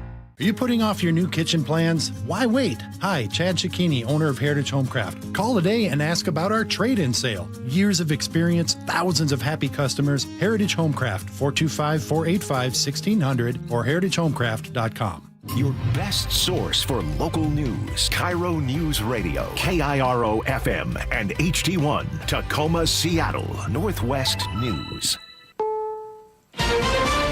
This is CBS News on the Hour, sponsored by Progressive Insurance. I'm Cammie McCormick. There's been a deadly helicopter crash in New York's Hudson River. Hey, Finance, do you know what's going on over there by the Holland Home? The ship went down. That from airtrafficcontrol.net. Reporter Mary Lynn Buckley. Some people said that they actually have seen them pulling people out of the water. It's unclear what the condition is of those victims, but a very, very hectic scene. It's now believed all 6 people on board were killed, including 2 children. The stock market gave back more than half of its gains from yesterday over more tariff worries. Analyst Javier David. We kind of dodged apocalypse now for the moment, but we could easily be facing apocalypse 3 months from now, and that's what the market is reacting to. It's just the possibility in real time that this whole trade war is not going anywhere. In Europe, where many countries have been given a 90-day reprieve, we're ready to make deals. Let's talk. CBS's Jennifer Jacobs at the White House. Countries are very bewildered by some of these up and down swings and the different messaging coming out from the White House. So they're just trying to get a hold of White House officials to see what they can lay out in very great detail to figure out what the White House is thinking and what they can do to get some of these tariffs lifted. So a lot of negotiations happening behind the scenes. President Trump says things will work out. We think we're in very good shape. We think we're doing very well. Again, there'll be a transition cost and transition problems, but in the end, it's going to be a beautiful thing. It may be more difficult with China now facing 145% tariffs. Beijing has indicated it's willing to talk, but also it's lashing out. Asia expert Gordon Chang. Xi Jinping believes that he can put pressure on the Walmarts of the world to put pressure on President Trump. We'll see if that works. Director of National Intelligence Tulsi Gabbard said more assassination files will be made public. Stacey Lynn has that. Gabbard said files related to the assassinations of former U.S. Attorney General Robert F. Kennedy and civil rights leader Martin Luther King Jr. will be released soon. These have been sitting in boxes in storage for decades. They have never been scanned or seen before. We'll have those ready to release here within the next few days. President Trump said it's time and then asked RFK's son, Health Secretary RFK Jr., how he feels. Very grateful. Stacey Lynn, CBS News, Washington. Kennedy said today that hundreds of scientists are studying what he calls the autism epidemic, and he said we could know the results of their work by September. And recapping the numbers on Wall Street, the Dow finished the day more than 1,000 points lower. This is CBS News. A riddle brought to you by Progressive Insurance. What do your home and auto have in common? Progressive protects them both. It was an easy riddle. Learn more at Progressive.com. Coming up, Kent police are looking for a man who they thought was dead. That story after Lori Hardy at the Beacon Plumbing Traffic Desk. Traffic is brought to you by Beacon Plumbing. We have a high wind advisory right now on the Tacoma Narrows Bridge. Looks like just for your information, those new cameras at Skagit and Skagit Valley at South 5 at Cook Road, they are on now doing their work. Just a reminder, North 5, a slight delay as you head through Mill Creek. Seattle to Everett right now, a 28-minute drive, so just about a minute delay. Southbound 5 looks like it's getting thicker through Seattle, but still only a 22-minute drive. Linwood to Seattle. 405 approaching I-5 in Tukwila. You're going to see a little bit of brake lights, but still we're looking at just a 47-minute drive from Alderwood to South Center via 405. For all your heating, electrical, septic, and mechanical needs, stop freaking. Call Beacon. KIRO Real-Time Traffic. I'm Lori.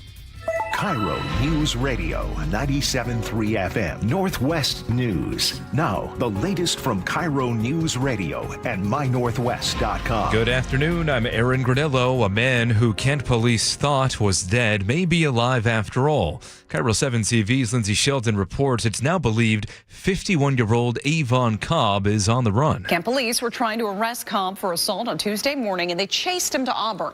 Cobb barricaded himself inside a building at Pike Street Northwest and 15th Street Northwest for hours. As SWAT started to move in, the building caught fire. The building burned, but Cobb's body was never found. Now officers believe he's on the run, and detectives want to find him. Find a photo of Cobb on mynorthwest.com. Contact Kent Police if you have any information on his whereabouts. Everett police are trying to find the man who they believe tried to sexually assault 2 bikini baristas over the past week along Evergreen Way. Everett PD's Natalie Given says in both cases, the baristas fought the guy off. Our goal in reaching out to the public and asking for their assistance is so that people are empowered with knowledge. You can see his picture at mynorthwest.com. Call 911 if you see him. Seattle firefighters say they used a ladder and a basket to rescue an injured worker from a construction site today. This happened near 13th and Union. They say the man is recovering at a hospital. The woman charged with abducting a toddler from a Seattle daycare pleads not guilty today.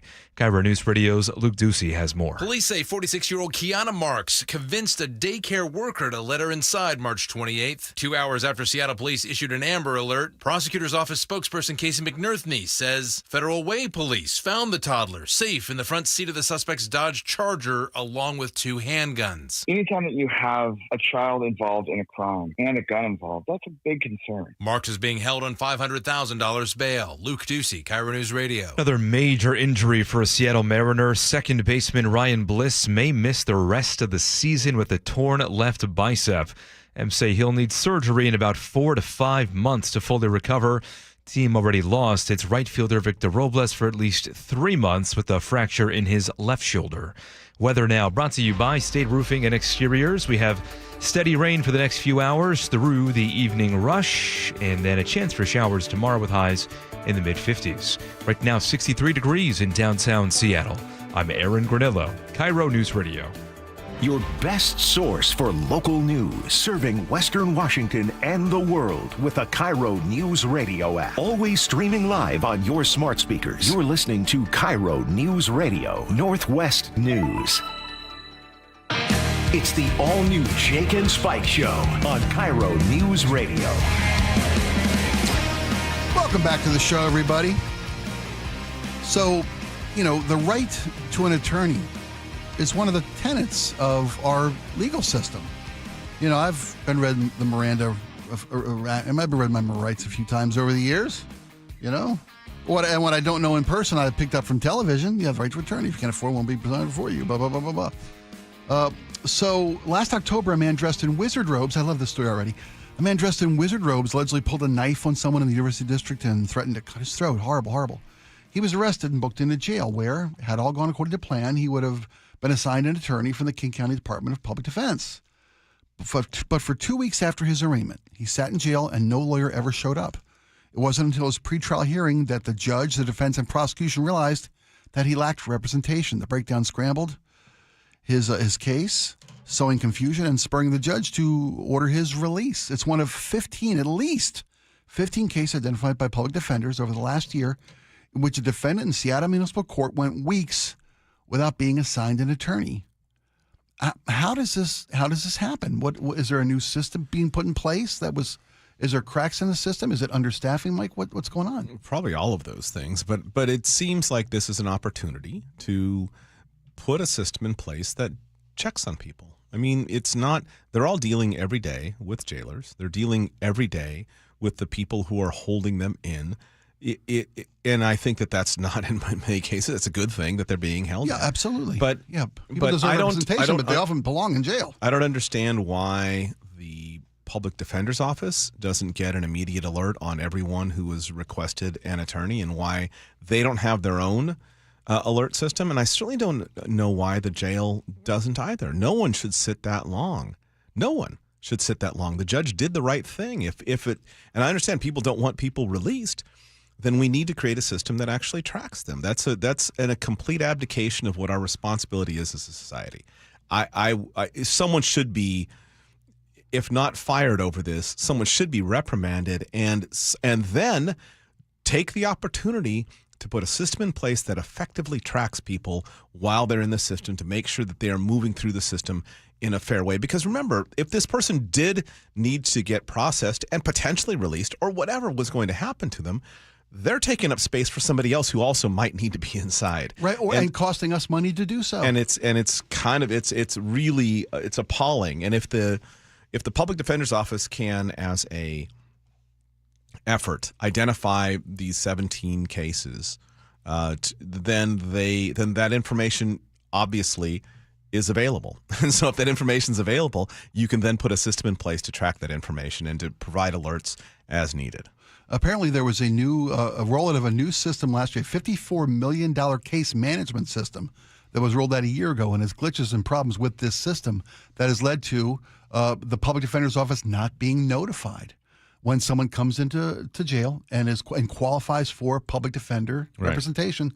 They just no notice goes out to the Public Defender's Office. In a state with, I can understand it, in a state with so little tech expertise. I don't know how would we even find someone to work on this stuff? If there were only big tech companies that manage these sort of to live in such a state, that must be such a great thing. To live in a state that has giant trillion-dollar technology-based companies that manage giant projects like this, what would that be like? I don't know. It would someday, though. Someday, if we could just get maybe a couple of small tech companies to move here, maybe we too can have efficient government tracking of people that we're incarcerating. So I got another quick legal question for you, and you probably don't know the answer to this, but someone needs to tell me why. And how it was that yesterday when we were all watching the markets crash for days on end, losing trillions of dollars in wealth in America, some estimate as much as $10 trillion was lost since President Trump floated the idea in the Rose Garden a week or so ago that he was going to impose this tariff war. Yesterday morning at about 9:45, the president put out on his Truth Social platform, "This is an excellent opportunity to buy," or I'm paraphrasing a little bit, right? There was a quote from the president saying, "Now's a great time to buy." And then President Trump announced his 90-day pause on these international tariffs. And by all accounts, a lot of people made a lot of money because they bought during that down cycle. And there was a congressional hearing yesterday about with the trade commissioner, federal trade commissioner, member of the Trump administration, and this gentleman was asked, when did you know about the president's plan to pause these? How many people knew about the president's plan to pause these tariffs? Which by any indicator would say that the market's about to go through the roof. Right. And I saw that Representative Jamie Raskin of Maryland, Democrat from Maryland, or I'm sorry, it was Adam Schiff, now the new elected senator from California, is saying, can we get an investigation regarding market manipulation? The president himself made $415 million yesterday by buying up these stocks that were losing massive value with the proposed trade wars coming into play. The president knows what he's going to do. How is he allowed to make $415 million on stock market speculation, if not manipulation? Why are we now so frustrated with this administration that we're not even going to bother to look at that one anymore? There are actual apps that track and services that track congressional investment. I've heard about these. Like you can make the same moves Nancy Pelosi makes, right? Or whomever, right? Yeah, who is getting insider information effectively. At least they know in terms of policy, and in terms of certain policies, let's just say trade policies, that it's going to have an effect on the market. I think that is. I think it's not going to happen. It's unfortunate. I do think that this kind of stuff. To the president's credit, given that this stuff has been going on with Democrats and Republicans for decades, about their investments in a market as they are getting insider information or as they are themselves initiating policy that's manipulating the market.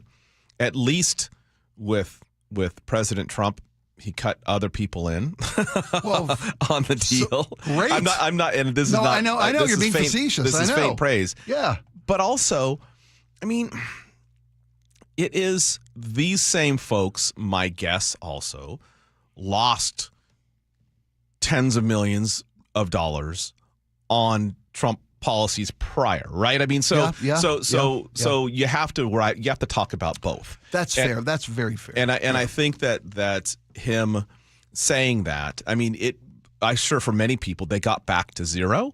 They didn't necessarily. If they're lucky. Before today, when they lost another. Yeah, and then they lost more today. It is not banking on knowing when to sell short, knowing when to buy and hold in a Trump administration is going to be a whole new subset of skills. And I guess if you know what he's going to remember on the tariff stuff, his own people were caught out on him making these changes. Many of his own people didn't know.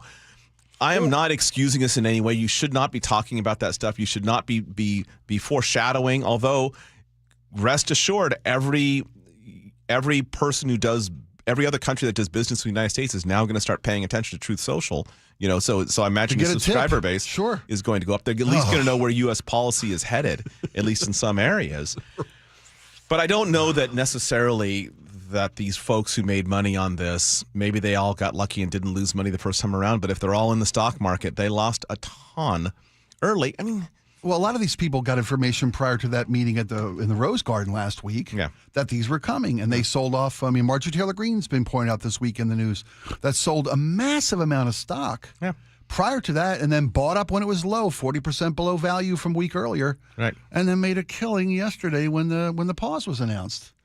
And you're right, it cuts both sides of the aisle. People have this insider information. But the fact is that we should do one of two things: either prevent any sort of investment whatsoever. That should be law. From elected officials? Absolutely. While they hold office? 100% of federal elected officials. 100%. If we don't, then what we should do is require 100% transparency. Live web feed that you can watch what anyone is doing with their investment money, whether it's a trust, whether it is their own, whether it is stuff that they've invested in, and make all of that transparent so we can then draw inferences on our own. One of the two things. But right now, it's not clear who's investing in what, and certainly it's not prevented. I mean, preventing it would be the ideal outcome. Sure. That should be completely removed from, if they have to put it in a blind trust or something that is actually, that can be monitored, great. Short of that, this is the world that we're in now. But didn't we used to... This president has not divested himself from his financial interests while sitting in the Oval Office. Isn't this the first? Yeah, technically he met the letter of the law by putting a son in charge. Well, that was last round, right? I think he still has it. I think he did that again this time. I'm not sure. Maybe he hasn't yet. He certainly needs to. I would think, how is it possible that someone who dictates policy can so easily manipulate policy to benefit himself financially? Well, because there's other people benefiting from it too, and they're the ones who would necessarily oppose him. I mean, if it's also members of the GOP who are finding that he is, that his needs need to be catered to, so your own needs get catered to, this is why they're not opposing him. I mean, they oppose him. They oppose him at their peril. Let's change gears to something a little more fun, a little more closer to home. Yesterday, I took public transportation because I didn't want to take an Uber. There's a wonderful list put together by, of all people, the Uber Newsroom. Uber has its own newsroom, and it's the 2025 Uber Lost and Found Index. Laura, you brought this to our attention just because it's amazing comedic relief. I sure did. This list is wacky. 1.7 million people ride Uber every year. 1.7 million riders. And according to this, there's a list not just of the 50 most unique things lost in an Uber, left behind in an Uber. There's also the top 5 pet things. There are trends on what's been lost and then found in the back of an Uber. So some of these things, the unique items they list, are just, you have to wonder what the scenario is, right? Okay, mannequin head with human hair. Yeah. Viking drinking horn. Oh, I could see that. Chainsaw. I'm just glad that person got out of the car. Fine china. I do estate sales. That one kind of makes sense to me. A turtle. An entire urinal. There's got to be a story behind that. That wasn't an accident. That guy just he sobered up and realized he was carting a urinal around town. How do you let somebody get into an Uber with a urinal, first off? Yeah, I would have just keep driving, idea. Right? Yeah. Sorry, I didn't see you. Shrek ears.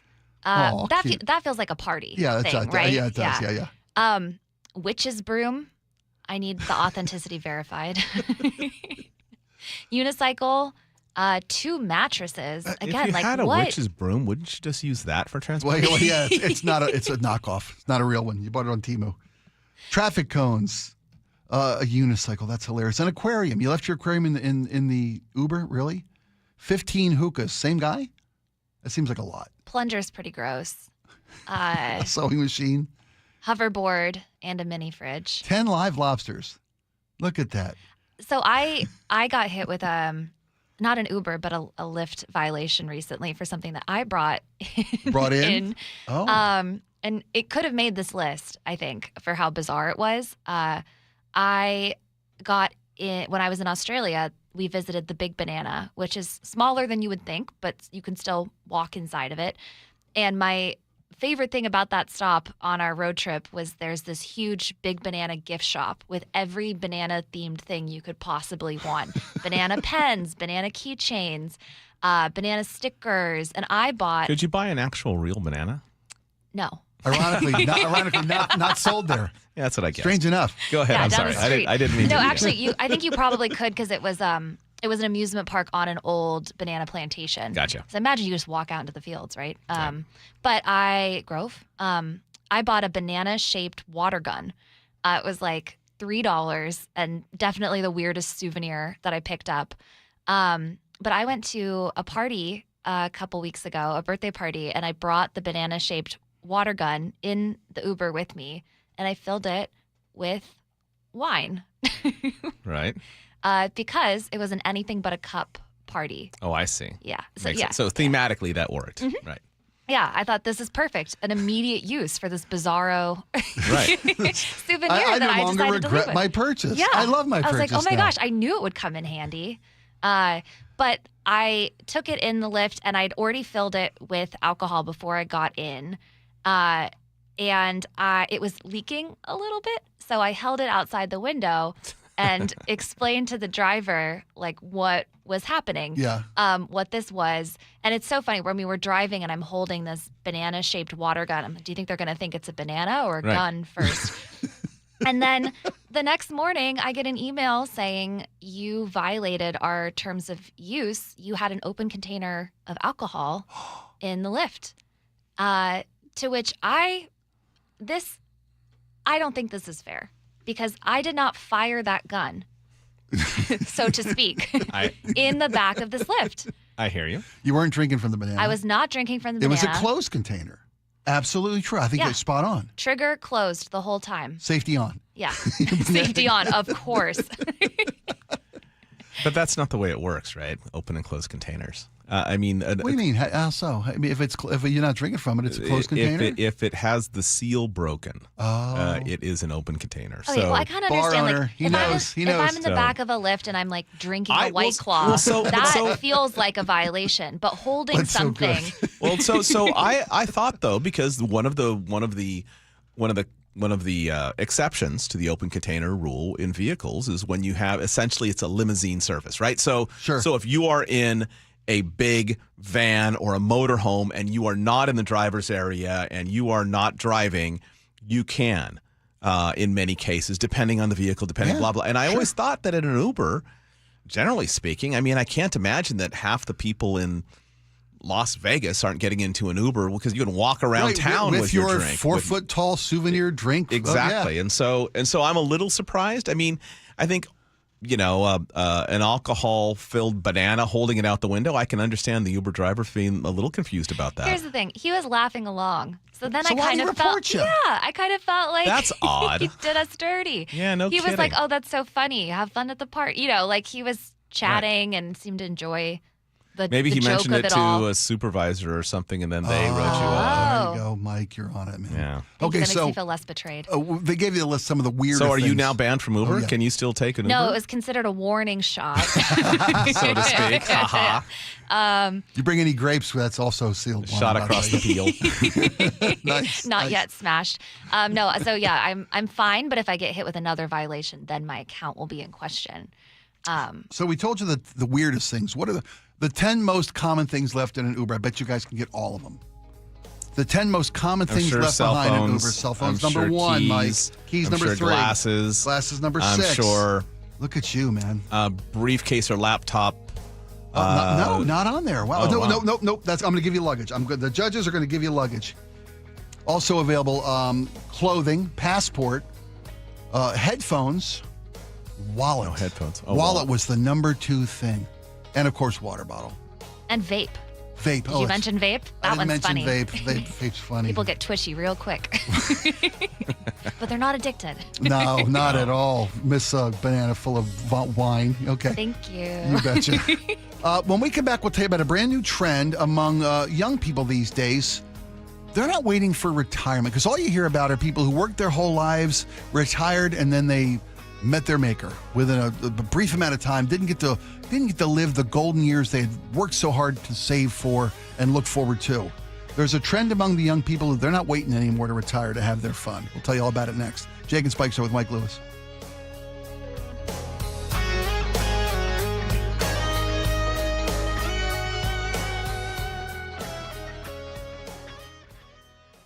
This hour is brought to you by Sharp Vision Modern LASIK and Lens. Ladies and gentlemen, this is for you too. Stubborn fat is really hard to get rid of, and then there's all those gimmicky lasers, fat freezing methods, and prescriptions. Imagine a simple solution that takes just one day and provides immediate noticeable results. Introducing ProSculpt. ProSculpt uses air-assisted technology that's safe and gentle yet powerful, delivering instant fat-reducing and skin-tightening results. Performed by board-certified plastic surgeons while fully awake, ProSculpt contours your body with minimal downtime. It's designed to target those problem areas: waistline, neck, face, arms, thighs. ProSculpt gently removes unwanted fat and tightens loose skin with FDA-cleared plasma technology, all in a simple, guaranteed one-day procedure.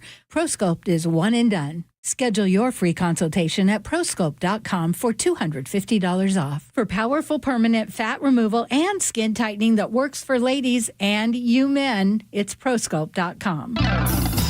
Here it comes, the second huge online equipment auction of the year. Produced by the James G. Murphy Company. Bidding is underway now and closes at 10 a.m. Wednesday the 17th. Over 800 items are on the block, including heavy equipment, trucks, and logging gear, including a 2016 Link Belt 210 XT TLN log loader, a 2014 CAT 320 DFM log loader, and a 2014 Komatsu 931.1 forwarder. If you're looking for construction equipment, we got 16 excavators, 5 wheel loaders, 4 backhoes, and 2 pavers. Plus, there's a great selection of 12 late model dump trucks, including 5 Peterbilt 367s from model year 2013 to 2020. Check out all this gear in person during inspection days, 8 a.m. to 4 p.m. Tuesday the 15th and Wednesday, April 16th at our Marysville location. Bidding is underway now. For pictures and all details, check out murphyauction.com. That's murphyauction.com. murphyauction.com.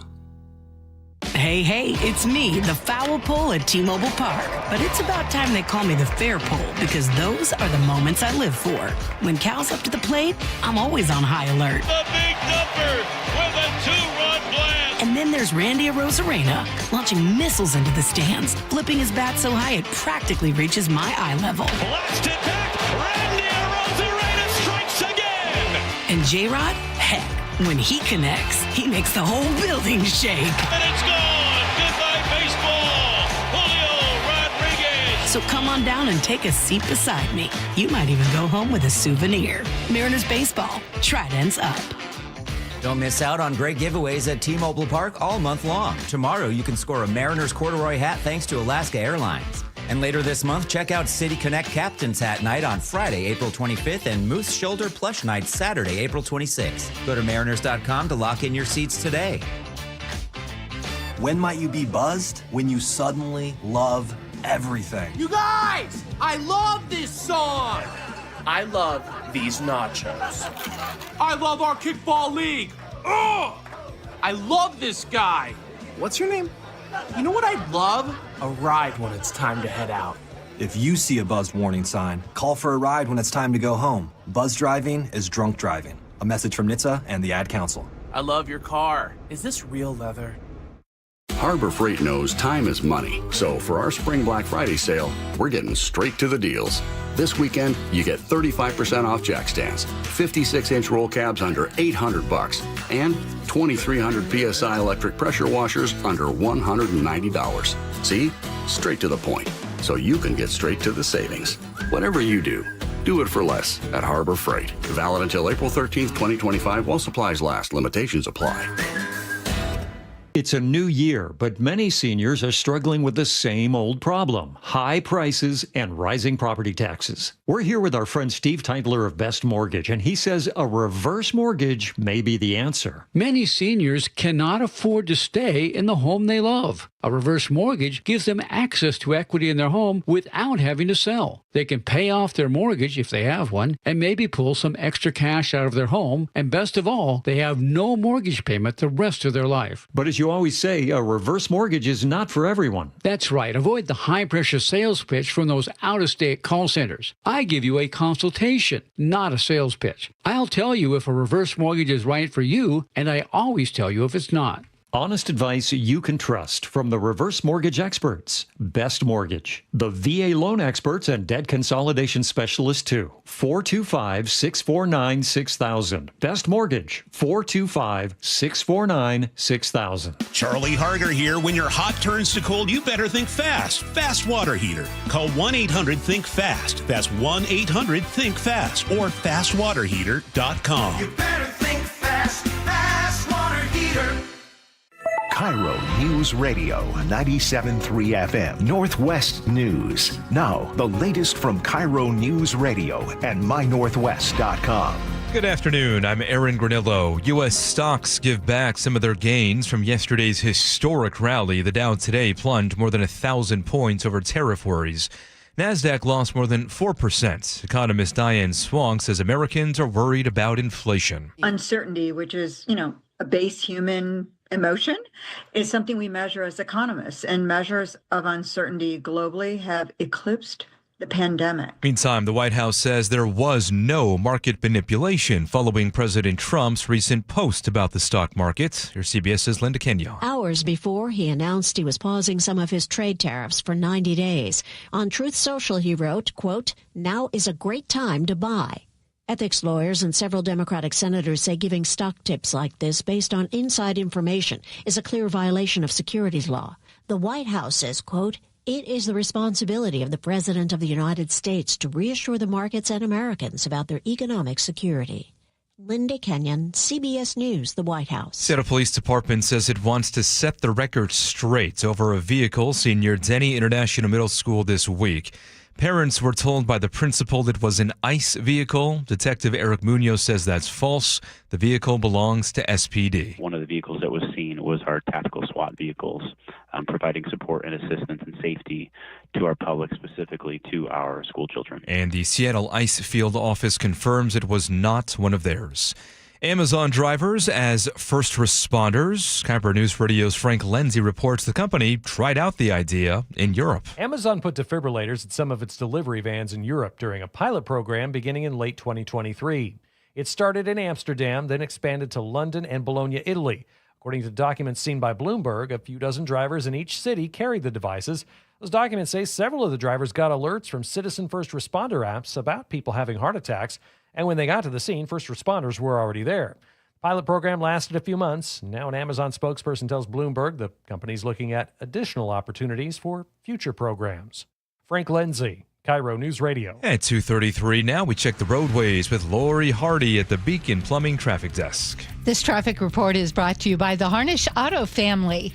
Linwood to Bellevue right now, a 19-minute drive on 405 southbound. Westbound 520 slows as you approach 405, making Redmond to Seattle a 22-minute drive, 6-minute delay. Westbound 90 also slowing, approaching 405. Bellevue is a qual right now to Bellevue, 11 minutes. That's about 2 minutes longer than usual. Seattle to Federal Way already ramping up at 27 minutes, and Bellevue to Federal Way, 57 minutes. That's a 9-minute delay, seeing very heavy traffic southbound 405 all the way from actually 520 to I-5 in SeaTac.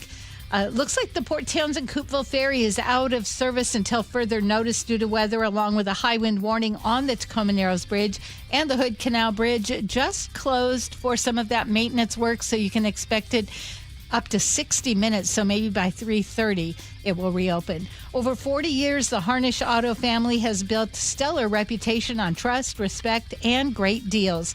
Find your next car at HarnishAutoFamily.com. Harnish Auto Family, people matter. KIRO Real-Time Traffic, I'm Lori. Weather now brought to you by State Roofing and Exteriors. We'll stick with rain for the next few hours and then drying out overnight. Just a chance for some showers tomorrow with highs in the mid-50s. Right now, 63 degrees and raining in downtown Seattle. I'm Aaron Granillo, KIRO News Radio.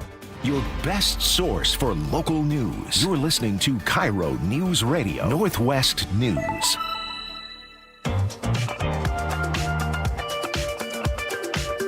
Welcome back to the Jake and Spike Show. I'm Spike O'Neill with Mike Lewis, filling in for Jake Skorheim. You know, we all know the drill. You get up, you go to work.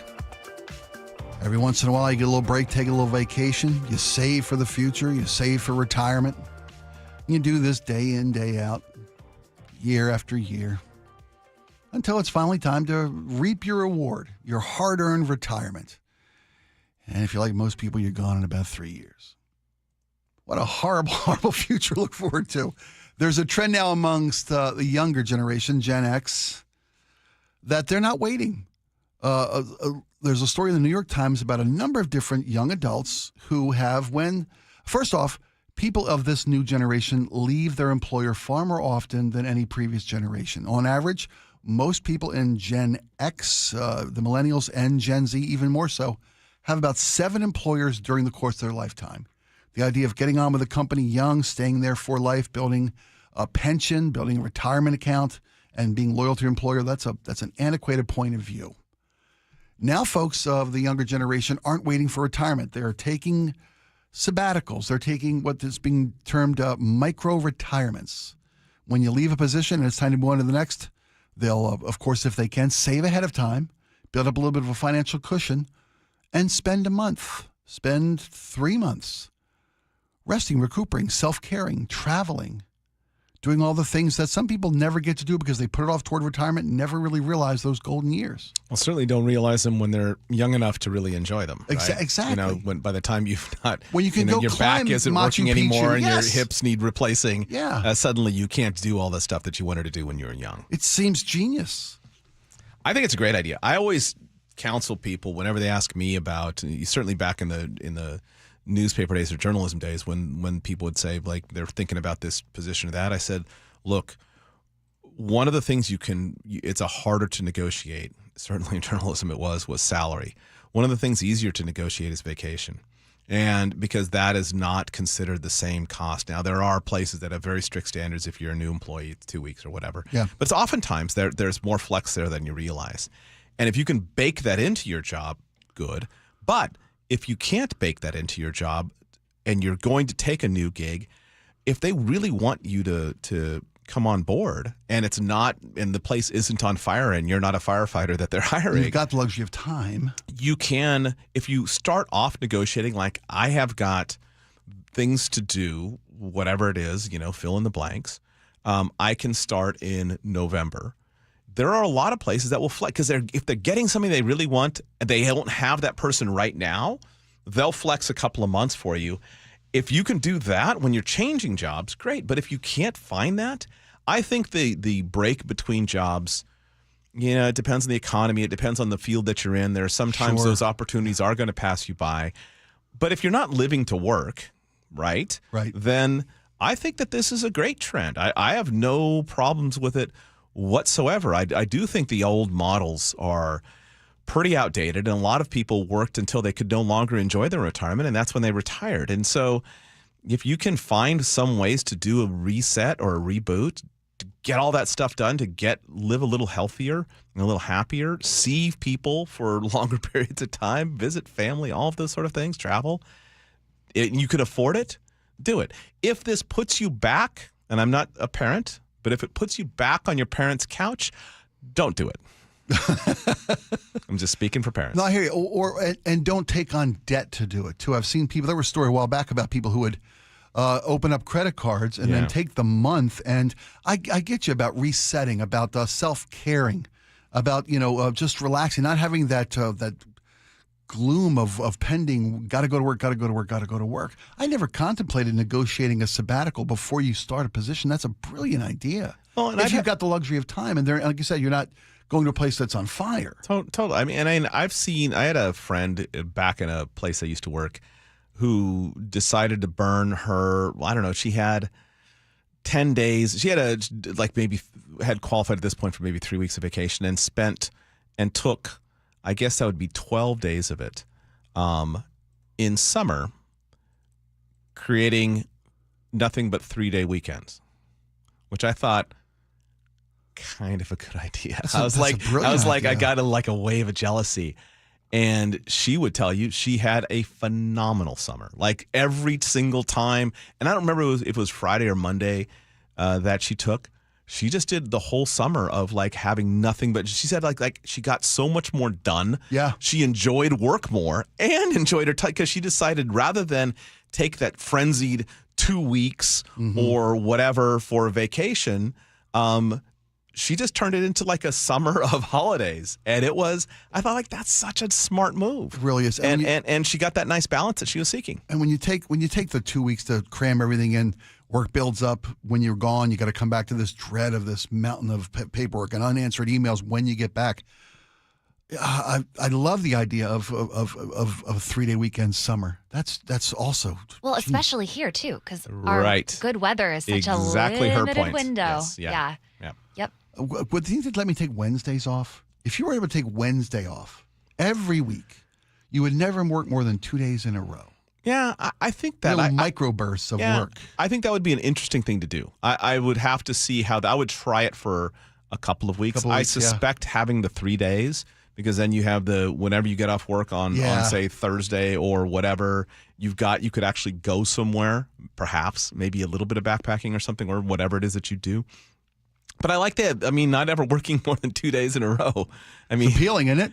It's appealing. Yeah. It's appealing. Yeah. Well, there have been studies done about the 4-day work week, about how beneficial the 4-day work week is, how cost effective it is for employers to only have your office running 4 days a week instead of 5 days a week. How when shifting a 4-day work week from Monday, Thursday, or Tuesday, Friday, will eliminate congestion in the traffic flow of a city. Right. Mm-hmm. And I love the idea of a 3-day weekend. And the same study referred to 3 days being the amount of time you need off, because there's a day for family, there's a day for community, there's a day for yourself. Yeah. And you're not shortchanging any of those 3 very important elements of your life by getting a full day to give to your family, to do the honey-do list, to give to church or your community, whatever it is that makes the circle around your family and your life, the people in your life, better off. And then a day for you, which is the one we always seem to sacrifice in a 2-day weekend. I completely agree. All right, Laura, make a note to management. Bye, guys. And is it better to take Monday or Friday off, by the way, folks?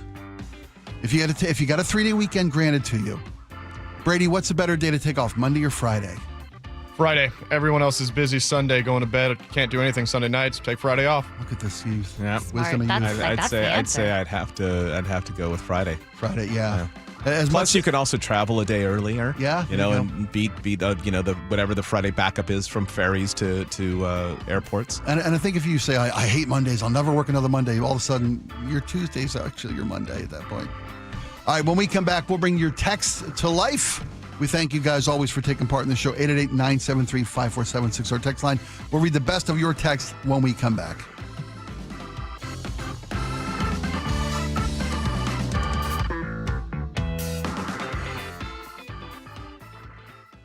If you've got a gas-powered engine, keep it running like new at every fill-up. Stable in-season protection is your engine's preventative medicine, cleaning and protecting the entire fuel system in season. In outdoor power equipment, prevent gum and varnish buildup that could cause a rough or non-running engine. For cars and trucks, increase fuel efficiency and power by removing deposits, ensuring your engine's long-term health. Stable outperforms the competition in independent lab testing. So at every fill-up, start with Stable. When you switch to Progressive, you could save bundling your home and auto. Then you could put that money towards some of the surprisingly more expensive things in life. May I help you? I just wanted to request a late checkout, please. Of course. That's $30 per hour for up to 4 hours. Huh. Okay, but if you can offer a late checkout, then that probably means no one is staying in that room. So if it's empty, maybe I can just stay a few extra hours. Oh, aren't you adorable? Life costs a lot, so bundle and you could save with Progressive. Progressive Casualty Insurance Company, affiliates, and other insurers. Not available in all states. Was drafted in 1999 by the Philadelphia 76ers, and that was just absolutely a dream come true. Todd's playing in the NBA is unique. His battle with neuropathy is not. I first started noticing problems a couple years into my NBA career, and I felt like my sock was just balled up right in the arch of my foot, and there'd be areas of burning and tingling, and then there'd be other areas of deadness where there would be no response to touch. We tried everything possible, from surgery to different drugs, to try and take care of some of the symptoms. I'm Dr. Mark Shelley, a chiropractic physician and board-certified functional neurologist at Sound Pain Solutions. Our neuropathy treatments can rehabilitate damaged nerves. We use FDA-cleared, non-surgical, non-drug, pain-free procedures that have helped thousands of neuropathy sufferers find relief. Now I'm able to spend more time doing the things that I enjoy, being on my feet. If you experience numbness, shooting, or burning pains, or loss of balance, call us. Sound Pain Solutions, 855-996-0025 or click soundpainsolutions.com. It's clogged again. Your drain? Just had it cleared. You didn't call Apollo Plumbing. How can you tell? Because your drain's clogged again. So frustrating. We can clear that drain. That's what the last guy said. We'll clear it, guaranteed. He said that too. Apollo Plumbing will clear your drain or it's free. Wait, what? Apollo Plumbing clears your drain. Or it's free? Yep. What's the catch? No catch. Fine print? Apollo Plumbing clears your main drain for $83. $83 or it's free? And we'll even give you a camera inspection. Because? It's the best way to find what's causing your clog. But that's extra. Nope. Included. No extra charge? Not 1 cent. $83 or it's free. All it takes is an accessible outside cleanout. And an Apollo plumber. No clog is safe from Apollo Plumbing. And just like that, my main drain is... Draining again. How can you... Apollo plumbers are that good. $83 or it's free. You call, we come. My drain's draining again. Guaranteed. $83 or it's free. As it should be. Apollo Plumbing. ApolloPlumbing.com. My wife and I have been married for over 15 years, and I've never had any complaints about my performance in the bedroom. But after I turned 40, things started feeling different. I was gaining weight, losing muscle, and I just wasn't interested in sex anymore. My wife told me her friend's husband went through the same thing, and it turns out he had low testosterone. So we booked a free T-check at Revive Health, and that's when I learned that my testosterone levels were low too. We worked with a provider to create a custom treatment plan, and today, my wife and I are having more fun than we did on our honeymoon. My only regret is not reaching out sooner. If you're ready to book your free T-check, visit ReviveMen'sHealth.com or call 206-529-1111. Again, that's 206-529-1111.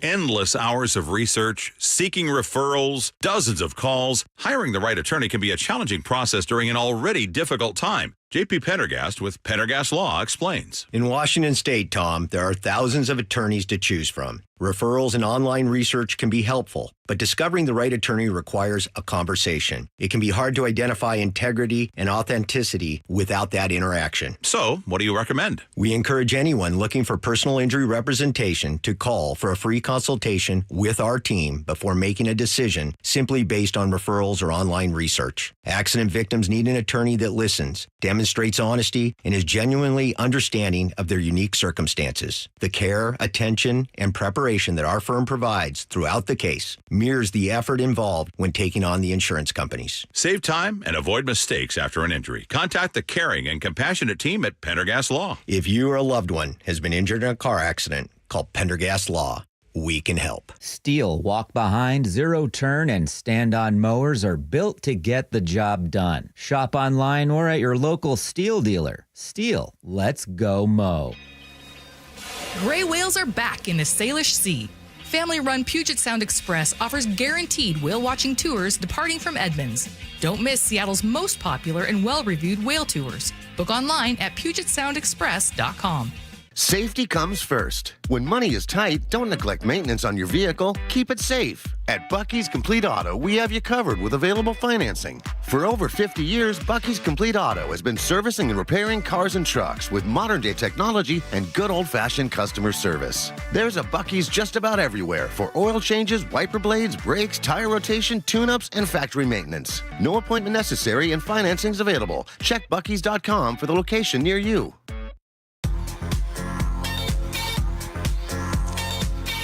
Welcome back, folks. We're going to wrap up the show today with the text from you, the listening audience. We appreciate always your input into the show. You can always take part in any of the shows here at KIRO on the text line 888-973-5476. Let's get underway, and let me start this one off. On the request for a park ranger at Seattle's nude beach, Rick and Ken says, well, would the ranger be nude? Or how about just wear a ranger's hat? I like where you're going with that, Rick. I think that's a great idea. I'd chip in just to know that there was a nude ranger hat wearing Ranger at the park. Adds a certain je ne sais quoi. It really does. Absolutely. On union protests at the state capitol from 425. I haven't heard the phrase ratfink in years. Then just driving through Marysville, saw a 1920s truck painted with ratfink text on each door along a scary green character with it. Odd coincidence. Maybe that is the new gubernatorial limousine. The rat. With banana guns full of wine in the back. Yeah. Exactly. On property taxes, Don and Lacey says capping rent yet increasing property taxes, absolute bull. Ooh, Chris in Maryville says, it's easy to say you wouldn't mind a 3% property tax when you make the money you do. Thank you very much. Us regular people don't make that amount of money. Ooh, Chris, I got news for you. Yeah, sorry, buddy. Here's your dream. Gina in Chimicum. The state has got to not allow banked capacity on property taxes. A few years ago, banked capacity allowed the city of Port Townsend to raise property taxes by nearly 30%. Just ridiculous. I completely agree with you on that. Just ridiculous and ruinous for the unwealthy. Drove a lot of riffraff elders and service workers Ouch. Ouch. Gina. Brady in Olympia says, I honestly think taxes will be better if you choose where your money goes to. I pick national parks. There you go. You all shared some of your childhood fascinations. I loved getting these. 425 said killer bees and quicksand. Whatever happened to quicksand? It seemed like such an imminent threat when I was a kid, and it's just gone away, and I want it to come back. From the 316, I grew up in the Midwest, so tornadoes. Twister was a great movie. Wow, yeah. Tony and Bucky says, mine was drag racing. Fascinated by cars that did over 200 miles per hour. Casey says the Mount St. Helens 1980 eruption still my favorite place to hike and visit. You know, that was a big deal when I was a kid too. From 360, Cowboys and Indians. Although I do think I don't think you guys could say either on the air anymore. I don't think you guys can say. We can say Cowboys and Indians. Sure, we can. We say it a bunch of times. Many, many times. Go ahead and find me if you want to. On Katy Perry being launched into space, Donna and Lacey says, I have tickets to her July show. I'm going to space. Is going to space really a good idea? Ugh. Katy Perry is friends with Jeff Bezos. She did a private concert for all the Amazon execs about 6 years ago. So this is something between her and Jeff Bezos. Oh, boy. Fernando in Seattle says, come on, Mike, this is all for Lauren Sanchez to go to space. That's an excellent point, Fernando. I agree. Is she a part of that? Yeah, she's on the crew. Of course she is. Gary says, Bezos and Buffett are in the same space tourism business. Elon is focused on the space industry, getting things into orbit. I agree with you, Gary. 253. Obtaining orbit is different than going into space. Blue Origin can only go into space and then fall back down if they do not reach the speed to get into orbit. That requires a speed of about 18,000 miles plus. You are entirely correct. I love how smart our audience is. So smart. On the Seattle woman who spent a week in jail after stepping off the trail at Yellowstone's Old Faithful, Bubba says, is 7 days too long of a reminder that you could have died? I think it's an appropriate sentence. Sit and think about your actions. From 425, perhaps there were more jail time when you broke the rules, aka laws, versus just fines. People may think twice about breaking them. Think about it. What's more inconvenient? Putting a $500 fine on a 12-month interest-free payment program or going to jail for 7 days? Good point. We talked a little last week and again yesterday about traffic fines and speeding tickets in particular with the uber wealthy people, and whereas speeding fines are just pocket change. How about a day in jail? How about a week in jail if you're going that fast? I love the idea. Steven the 425 says 7 days in jail for stepping off the trail. They should make signs of that and post it all around Yellowstone. Nicely done. It rhymes. James in Poulsbo. It's happening more and more in Yellowstone. Jail time might be a deterrent because the fines aren't working. Yeah. Isabella says, Spike, I am in Yellowstone almost every month. And until they start enforcing consequences, people will ruin the environment, risk the wildlife and their lives, and the lives of the rangers. I could tell you so many stories, but please do. Go ahead. I'm sorry. No, go ahead. Bernie and Squib says, Spike, there's a whole webpage dedicated to the Taurons of Yellowstone. Tourist morons. I love that term. Love that term. Brian in Maple Leaf says, Germany is a great example. When driving on the Autobahn for the first time, I was stuck in a mountainous area. I was passing through with complete absence of guardrails. Germany obviously expected drivers to be responsible for their own safety or suffer the effects of not doing so. It's funny because off air, I also was talking about Germany has, it's very difficult to sue for doing inherently dangerous things. Yeah. The Germans are like, you're on your own, pal. Problem solves itself, exactly. Doesn't it? On Trump's insider tip for Truth Social users, it's not insider trading when you tell everybody. Well, that's how he gets away with it. He does it in public. 360 says there's no guarantee with the stock market. You may make a few dollars or lose everything, except the reality of your decision for that investment. From 206, I've been saying this since day one of the Trump administration, that he purposely is tanking the stock markets so that he and other billionaires can buy the stock and more interest into companies so they could become richer. Why do you think he was surrounded by tech bros at the inauguration? Yeah. Mike in Portland says, if you were above the law, what would you do? I would manipulate the stock market and make $400 million just like he did. And Gary says, I don't think Donnie J worries much about the minutia. The details are our problem. I think the message is the global economy is taking advantage of the U.S. and our unwillingness to rock the boat. Hopefully, Trump doesn't capsize the boat. That's fair. All right. And on what was the biggest story of the day? Breaking news. Laura's banana gun lift violation from B in Puyallup must not have tipped well. Oh, that's an interesting point, Laura. Interesting theory. It was a very short ride, and I honestly can't remember if I tipped or not. You get 2 stars and 1 banana. That means you didn't. We're done, folks. John Curley's in next. We'll see you guys tomorrow. Thanks so much.